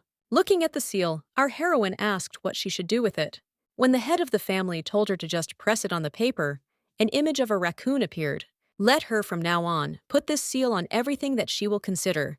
Then they will all remain as her achievements and merits. In her past life, she was locked in a dungeon and used to learn about corruption and finances by forcing her to write about it. There was no proper treatment or reward because she was only an instrument that did what she was told. At this point, the girl will be a full-fledged and valuable employee, after which she asked if it was true that she would receive a salary. The grandfather replied that of course they would also sign an employment contract. When Cherno added that the salary would be 1 silver coin per month, the little girl thought to herself that this was less than she had expected. She will need to buy very small quantities of treats to save money. But if you think about it, what she eats during the day is steaming freshly baked buns. The chef's new creation is a chocolate pudding that is soft and smooth and just melts in your mouth. It turns out that Sophia eats too much. If you subtract her expenses from her salary, then even if she earns a lot in the end, there would be nothing left. But never mind, she will save up and spend it on food when she gets out of there. She also has other plans besides the salary, which she did not expect at all. In this life, it is very important to have a patron. If she has such an influential person as a grandfather on her side, then it will definitely be useful at any time. Even if she divorces Ergo in the future, he cannot completely abandon her. When her silence went on for too long, the man asked, what was wrong? Did she really not want to work for his company? The little girl replied that she was simply thinking about something of her own, after which she replied that she would gladly accept his offer. The next question from the head of the family was whether she was satisfied with her salary. Our heroine noted to herself that he was very smart. Then she replied that it was a little small, but okay. Since it was his request, she would be happy to help him. The most important thing for her was her grandfather's trust, because they were family. Suddenly, the man laughed loudly and replied that she was right. They would soon become one family, but the little girl did not understand why he was laughing at her. In any case, let her not worry. When the baby becomes an adult, he will take care of her fate. She knows that dragons never break their promise. Sophia made him promise to give her 10 silver coins at that time, and Cherno replied that it was good. After that, he and his grandfather talked about business chatting until late at night, not noticing the time until Mary said that it was time for the young lady to go to bed. When the maid said that she would give her some pudding if she went with her, the girl replied that she was lying and would put her to bed. The girl noted that she was very smart and said that well-behaved children should say goodbye first. So the little girl bowed and said that today was fun with Grandma Remdragon, was surprised by what she called him. When the little one left, the butler said that the master was also head over heels in love with the young lady. She was a person with a special talent. The head of the family agreed that she was special, and then asked what Ergo's condition was. Elton replied that he had had a second attack. After all, even the younger duke could not avoid it. Cherno replied that all this time he and Daihan had been controlling the disease, but now this method also seemed to have its limits. There's nothing to be done about it, but everything will be fine when he grows up, and they'll leave there together. In God's world, where there is neither pain nor death, Ergo's disease will also pass. After which he clarified whether Elton had settled everything that he had instructed him to do in advance. Cherno's plan was to open a bank account in Sophie's name and deposit her real salary into it every month.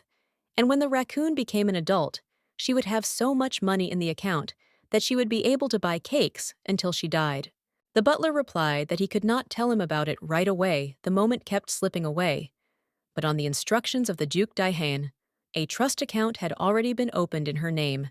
The man was surprised that this had already been taken care of and decided to take a look at the baby's first savings in life.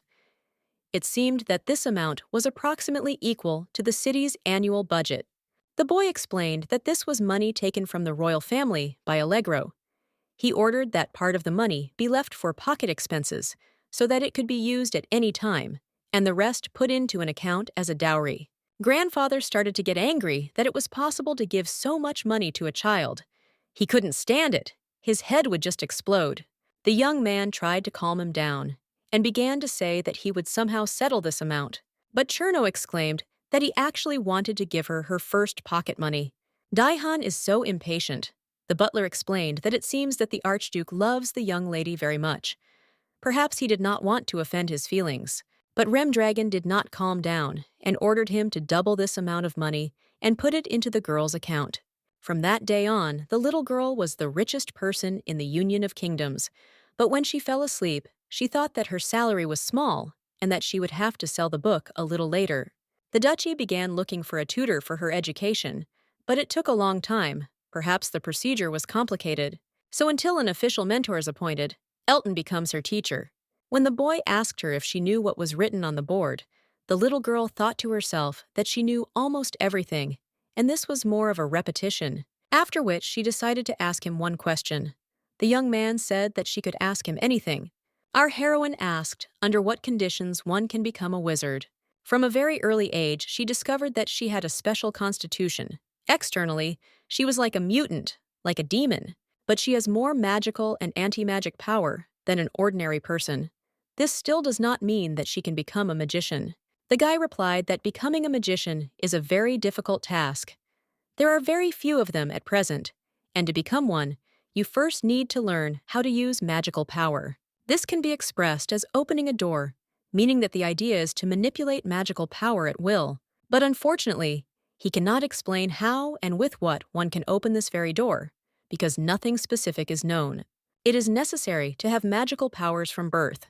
Even if you just have talent, all the mana will simply be sucked out, and the person will quickly die. The baby thought to herself that in Allegro, there was also such a person. The talent of a magician was revealed, but due to the lack of magical power. In the end, he did not shine. It was Hyuron, the third prince of the kingdom. In her past life, her father locked her in a lab before killing her. It must have been an attempt to suck out her magical power and pass it on to her son. Elton continued that in any case, becoming a magician is indeed a rarity. Looking at her, you can immediately tell that the girl has absolutely no opportunity to develop her talent. Our heroine objected that in fact, she was from a family of magicians, but the young man replied that this did not affect her in any way. The descendants of mage families were more likely to develop talents than ordinary people, but if she was destined to become a mage, then he and the other members of the duchy would notice it first. When a person manifests as a magician, the feeling of magical power changes. Sophie thought to herself, okay, a member of the Duke's family, but how does the butler know about all this? Who is he after all? In fact, her family is blood related to the mages, but now it is on the verge of collapse, so there is nothing to expect from them. Then the little girl said that she wanted to know more about Remdragon, the history or something. Because she was a bookworm in her past life, she knew the entire history of the lineage of the four monarchs. But now, having read the history books, he thinks that they removed all the mistakes made and wrote a new one since the content was narrated from the Allegro position. The guy began to tell that a long time ago, 8 ancient dragons lived in the human world. They built a nest there before the civilization of this land began to develop and passed on knowledge to humanity. But one day, with the birth of the dragon Quennery, the history of this continent, where 4 monarchs united, began to be rewritten. At that time, Schweinery fell in love with the queen of the elven tribe. Thus, after the connection between them, the world's first half-dragon was born. And this half-dragon is none other than Mr. Cherno de Remdragon. Elton will then tell the story after the birth of a man. The little girl thought to herself that it was very surprising to hear something like that, which she had only read in history books. The boy continued that at that time, the most powerful race on this earth were demons. They and dragons are said to be known for not getting along with each other.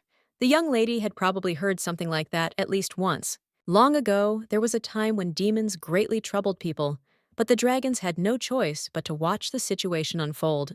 Because of the causality, since dragons are godlike beings, that is why they cannot carelessly interfere with world history. The Lord is a half-dragon with human blood, since his mother was half-elf. The man wanted to help people. In response, the ancient dragons made the Lord an offer in order to achieve what he wants. Cherno must become a part of this land, so first he needs to make sure that people will accept him. Remdragon, in order to become a member of the human race, and in order to found the present archduchy, made a promise to the people.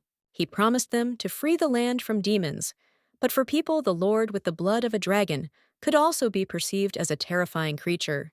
Therefore, a peace agreement was made from a promise not to invade other countries of the Kingdom Alliance to a marriage between a direct descendant of Remdragon and a descendant of the current three monarchs.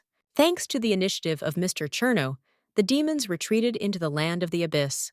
The little girl replied that she knew that her grandfather and three other monarchs, who had taken an active part in that war, had united to rule this land together. The butler was surprised how she understood all this so quickly, because he only tells and she picks it up on the fly. Sophia replied that she simply put forward an assumption. The young man stated that she was a genius. After all, the little one thought to herself that in her past life she was scolded for everything she did.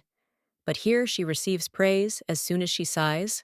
The butler asked if there was anyone who told her that she should not become a scientist. The gentleman said that he would like her to go into business, but the most important thing is that what the girl wants, whoever she wants to become, that is what she will become. It is entirely her choice. Until now, the little girl had never thought about what she wanted to become. All she dreamed about was eating a lot of sweets. All she wanted was to have a beautiful toy. However, there is a possibility that she too will be able to become someone cool someday. Sometime later, when our heroine was going to bed, she saw a piggy bank on her bed. Cherno asked if she didn't look funny. As soon as he saw her, he immediately thought of her and bought her. Sophia noted to herself that she really did look funny, but he probably bought her in an expensive store. Her eyes sparkled so much as if they were real. They were rubies or something, although it couldn't be a real jewel. The little girl asked how many silver coins she needed to save to pay for her education. Barry asked if she wanted to go to academy. The little one replied that they say that you can easily get a job if you get an education. She thought to herself that all the people from Allegro who bullied her were academy graduates. They had the same status, so if they could do it, then she could certainly do it too. The maid remarked that she was simply amazing and was already starting to worry about finding a job. Let her simply collect step by step and gradually collect enough for the training she needs. As she fell asleep, Sophia thought about how many thanks she owed to her grandfather for giving her a future, for creating the tomorrow she was looking forward to.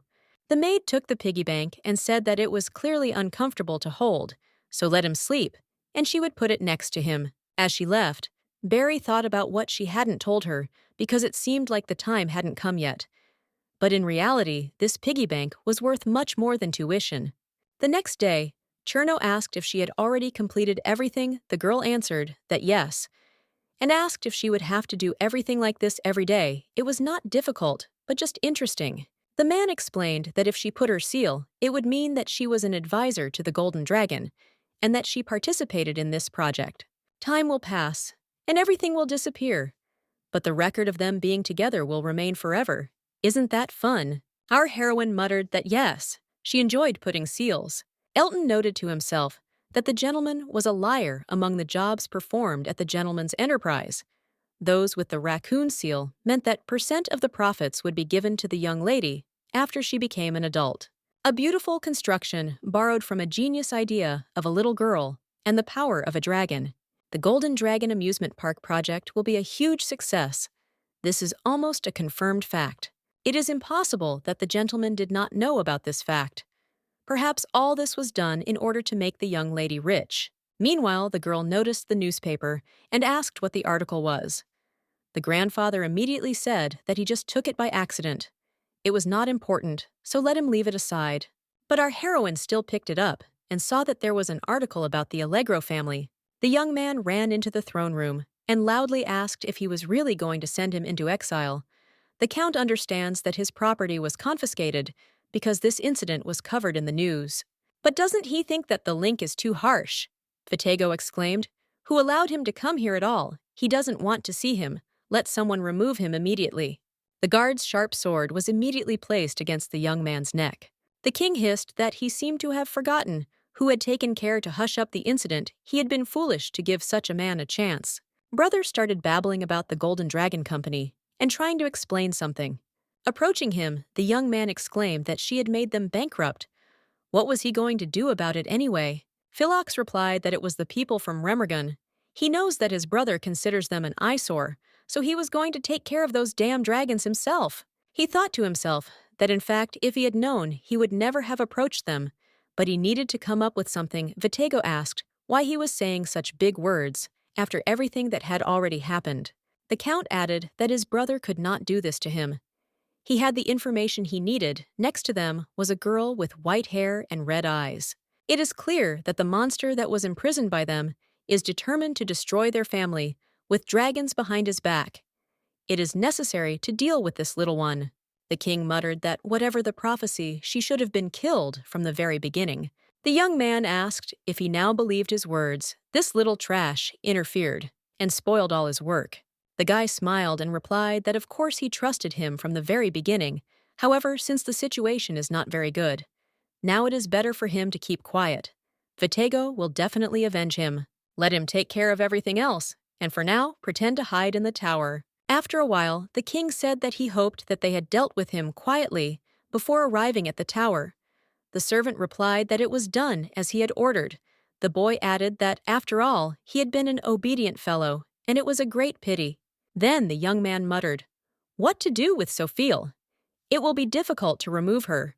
She is so similar to her rebellious and assertive." Unfortunately, the girl said only the right things. She was a very annoying woman, but her daughter is now in the care of Remdragon. How dare she stick her neck out? Father must kill her at any cost, after which he gave orders to do everything possible to hide the fact that this incident was related to dragons. If necessary, let them spread false rumors. There is no point in informing other lords that that family is active. Why did that girl sneak into Remergon? It may be hard to get to her now, but he won't let her go just like that. Time passed as quickly as water, and the cold winter had already arrived. The maids exclaimed that she would catch a cold if she walked around in such clothes. It was very cold now. The little one asked if that was why they had run all the way to dress her. The girl went out because she heard the noise of a carriage, but it turned out that this was not so. 6 months had passed since the beginning of the construction of the amusement park. When the maid asked if she was waiting for Archduke Dehan, the little girl replied that she was right. Sophie was waiting for him. The man went out to inspect the area, said that after that he would go and do his hobby. He once mentioned that it was sword training. The girl hopes that he is having a lot of fun. Then she asked what about Ergo, how he was feeling. Barry replied that Elton said that he was still sleeping. The little one wondered if he was a sleeping prince or something. Although no, he looked more like the crazy guy from Sleeping Beauty. The boy can't even imagine how worried she is. But that's it. She won't think about him anymore. She's very good without him. The little girl received private lessons from Elton, ate well, played in the garden every day, slept as much as she wanted while she lived such days. It was reported that the construction of the amusement park was completed. Cherno noted that she had a suspicious look on her face because everything ended so quickly. In fact, he used a little magic, although there was none originally, and hired those familiar with the construction techniques of the dwarves, and they also received help from the mixed races belonging to their archduchy. The little one wondered if this was really the technology of that race that had left this world so long ago that there were almost no records left about them. The girl thought that it would take at least 3 years. But as expected from her grandfather, everything ended faster. He then added that as the Golden Dragon's advisor, there was something she needed to do, which was the report on the promotion plan written by Noel. He wondered if she had any further comments. Sophie noted to herself that it was not bad, but something was missing. She thinks that a more provocative way can be thought of to spice things up. Now that the wonderful amusement park has been built, the main thing is how to advertise it. In other words, how to make people want to visit it. It was high time to use what she had learned in her past life when she was very interested in the business of selling magic tools in the Allegro Kingdom. She learned a lot about how Vitego makes money and where it goes. No matter how well the little one did, everyone used her instead of treating her well. But now everything is different because she no longer works for those people. There are those who recognize her efforts, those who need her help, those who have become closer to her, and the little girl wants to use her abilities for them. Therefore, she exclaimed that she had a great idea. Let him listen to it. Grandfather replied that of course their Chamber of Commerce and Industry was ready to listen to the consultant's opinion at any time. Sophie exclaimed that then it would be necessary to spend a little money first. The next day the girl sat and was bored because nothing interesting happened. Every day was the same. But suddenly a carrier pigeon knocked on the window and brought her some message. It was written there that this was an invitation to heaven with the seal of a pink raccoon. Also attached to it was a real gold brooch, which delighted the stranger. There was also a brooch and saucers made of gold and silver, even an umbrella made of precious silk. How is this even possible? Maybe it is some kind of spell. There is no end to things. On the second day, the mailing began to slightly less famous, but quite influential families. On the third day, carrier pigeons brought an invitation to those of even lower status. The ladies could not believe their eyes, that this was the same letter that was now causing a stir in social circles. Thus, while others were receiving messages, thousands of people were eagerly waiting for their turn. When the little girl exclaimed that they had finally sent everything, her grandfather noted that she had worked hard. Did she really send all those letters in just a few days? The little one replied that of course she did because that was her idea. She is sure that the people who received these messages liked the gifts, and they will certainly spread this information. Then rumors will spread about their amusement park, and people will come themselves. Cherno stated that she is a genius. If you think about it, it is not just a matter of intelligence. She has the ability to grasp current trends. Sophie thought to herself that the man gives pleasant compliments at every opportunity. Approaching the window, the man declared that now the most important thing remained, after which he added that it was necessary to greet the first guest of their amusement park. He would like the baby to be the first client, not the others. Without further ado, it would be better to start right now. After some time looking around, the little girl could not believe her eyes, that this was the same empty land that was before. The butler said that this was all fine, but now it was necessary to turn on the light. After which he activated the magic formation in order to carry out his plan. A moment later, the entire area lit up with multicolored lights, and Sophie admired how incredibly beautiful it was. Grandfather noted that she was so excited that he wanted to tease her a little. Then he snapped his fingers, and our heroine rose into the air. Cherno told her not to worry, since she would not fall. Wouldn't it be better to look at it all from above? The little one panicked and did not understand what they were talking about, since she heard absolutely nothing. Barry shouted that everything was okay. She would not fall. Let the young lady not be afraid of anything and just open her eyes. After which the maids added that if anything happens, they will definitely catch her. The little one thought to herself that they were right. She believed in the strength of her grandfather. Even if she fell, the helpers would certainly save her. From above, the girl saw what she could not see from below. Everything was shining so beautifully. If paradise exists, then it should look exactly like this. Remdragon asked her if she liked the view, but the little one silently fell to her knees and began to vomit. The man added that he was sorry that he had overloaded her. However, for a human child, she was holding up quite well. Sophie objected that she was no longer a child, but it was still a lot of fun. Thank you for showing her everything from above. Thanks to him, she was able to see the wonderful park as if in the palm of her hand. After that, she explored everything with her grandfather and rode the rides until she fell down from exhaustion, and the amusement park itself opened the next day. Tiny heard that the reaction of the visitors was quite good, but nevertheless she was still nervous. When she entered the park with her grandfather, she heard a song about a white and cute raccoon. Sophie wondered who wrote this song. It sounded very much like Mary's voice. Our heroine heard the voice of a girl who said that she wanted to ride the train again, But her mother replied that she was very sorry, but it was time for them to return to the hotel for dinner.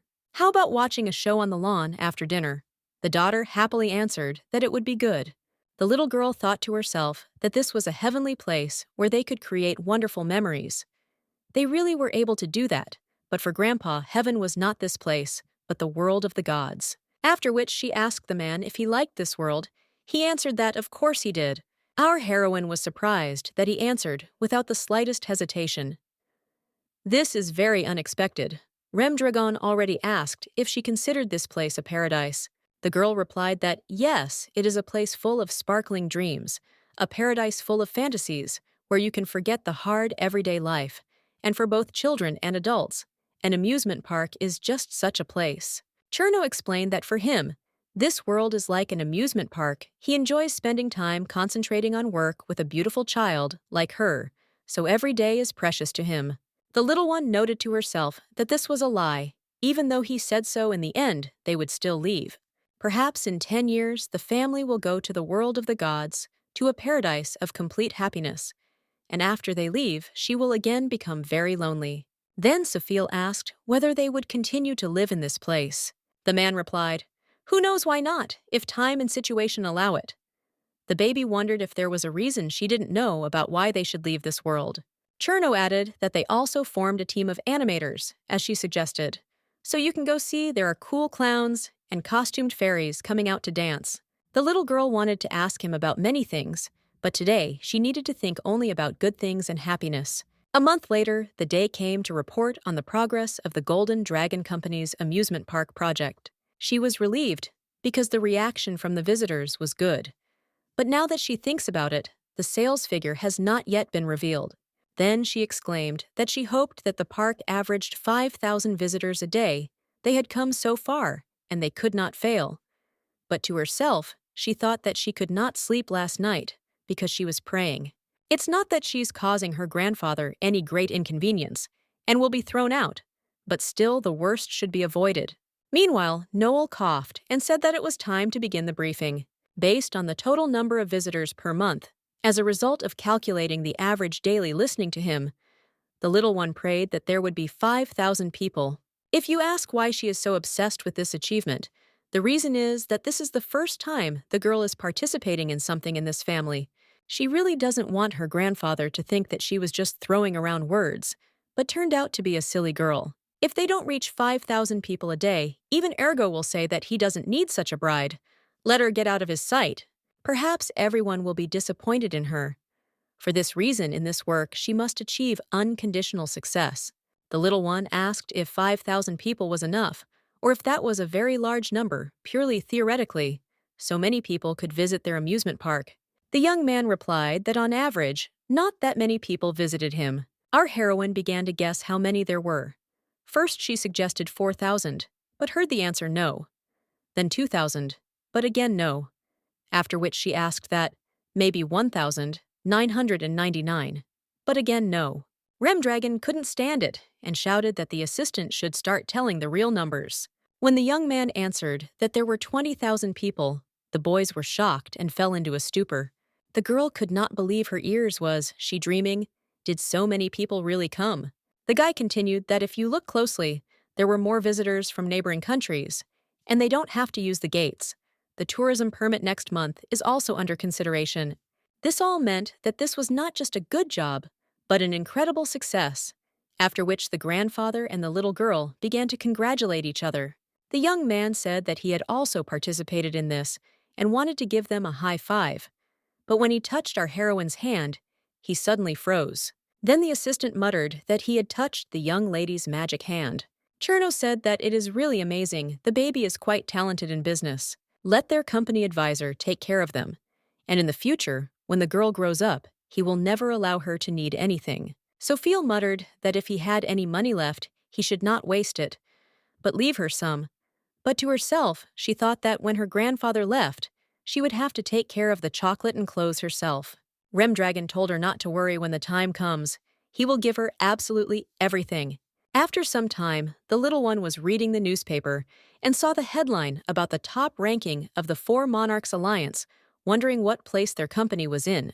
Suddenly, a new one appeared, who asked if she was looking at the higher ranking of the Four Monarchs Alliance. This is a very big achievement for the Golden Dragon Company. Initially, the company was also outside the rating, but thanks to the latest incident, it rose to 14th place. The little one noted that probably the grandfather wants to be in first place. The boy replied that yes, dragons have a tendency to finish things if they take on something. However, the scope of leading companies is so great that they are in a position where they do not even dare to think about it. Allegro Family Company, the second place was occupied by the Chiao Chamber of Commerce and Industry, under the leadership of Mayor Balin. Our heroine thought that if she succeeded in this and dealt a blow to her former family, she would be able to win the favor of Rem Dragon, after which she exclaimed that she had a great idea. She would be able to kill two birds with one stone. Meanwhile, Morhan was reading an interview with the general manager of the popular company, Golden Dragon, in his office. Journalists asked Noel what he thought was the secret to the stunning success of this business. The guy answered that the secret to the success of the amusement park is Cuteness Raccoon, which is its symbol. Everyone present did not understand what kind of nonsense this was, but they could not disagree that she was cute. The mayor was freaking out and couldn't understand how he could have allowed something like this to happen. If he had received a commission, the amount would have been incredible by now. These people have deceived him. They are real wolves in sheep's clothing. Perhaps this landowner knew from the beginning that this would happen and bribed him in advance. Whatever happens, we will have to wait and see. Sometime later, our heroine was thinking in her room about the fact that winter was coming to an end, and she would soon be 6 years old. Not long ago, in a damp dungeon, she spent the winter shivering from the cold, and now when the baby was in a warm house, she didn't even feel that it was winter outside. When she went out onto the balcony, the maids began to panic. What was the young lady doing in such a dangerous place? If she went out in these clothes, she would immediately catch a cold, after which they exclaimed that they would now go up to her and let her stay in her room. Sophie noted that there was so much snow, even though the weather was warm. After some time, she was dressed up like a cabbage and was barely allowed to go out for a walk. Suddenly, unable to stay on her feet, she stumbled and fell to the ground, after which she wearily thought to herself that maybe she should just secretly take it all off, plus it was very hot besides being uncomfortable. Then our heroine went to the winter garden and admired the beauty around her. This small greenhouse was located behind the hill, and from the outside, it looked old and almost dilapidated. It is said that the Archduchess looked after her with love until her death. This is a place where rare medicinal herbs grow. At first, she thought they were just weeds, but after hearing about that woman, she came back and looked around carefully, and there were plenty of medicinal herbs all around. The plant mage is one of the best among wizards, who can grow plants something that is unique to humans. Ergo's mother, who died, was a very famous vegetation mage on the continent. It seems like she really had high-level skills. Although a lot of time had passed since she died, there were still a lot of living plants around. The baby was aware of this because her royal family Allegro was involved in the production of herbal preparations. One of the things the little one has excelled at is working with herbs. People with great magical power find it easier to grow the plants themselves. Those guys were putting too much pressure on a little kid. They were just terrible people. But thanks to this, she was able to distinguish weeds from medicinal herbs, and there are so many of them in the greenhouse that she finds new ones every time. Noticing one of the herbs, Sophie noted that it looked exactly like the one she saw in the book. Finally, flowers appeared in her life, after which a small business plan for herbal medicine appeared in her head, and she decided that she needed to quickly rip it up and run away before she was caught. Suddenly, she saw the very flower she had heard about in legends, a candle flame. It is one of the ancient magical plants. If you plant a seed, it will sprout in about 5 years. Grows only in an ideal environment created by a vegetation mage, more precious than most gold and silver treasures. The flower in this greenhouse still has an unopened bud, and when it opens, the wick inside flickers like a flame, hence the name, candle flame. It seems that no one knows that this flower grows there. Now she will definitely become rich. Meanwhile, a young man returned to the estate after a long absence. He was met by a butler who asked if he had been to the western border and how things were there. Long ago, the demons, having been defeated in battle by the alliance of 4 monsters, fled and retreated to the western border. In that place adjacent to the possessions of the Archduke Sin, the fighting continues even after the end of the war, and the battlefield on the western border is the main area of action of the Archduke, under the guise of a mercenary. If he left, he did not return for 2 or 3 years. So why did he return so quickly this time? Daihan replied that things were the same. Those left of the demon race were still active. Even after the demon king Florentin went underground, they came out and quietly robbed houses in the surrounding area. Archduke Sin must be very concerned about the situation. The young man replied that everything would work out. That young man was quite smart. Elton asked if perhaps he had returned because he missed the young lady. Remdragon exclaimed that this was complete nonsense. The butler thought to himself that it was definitely because of her, Ergo's health. The boy replied that he was not feeling well and that his sleep time was becoming longer than his waking time.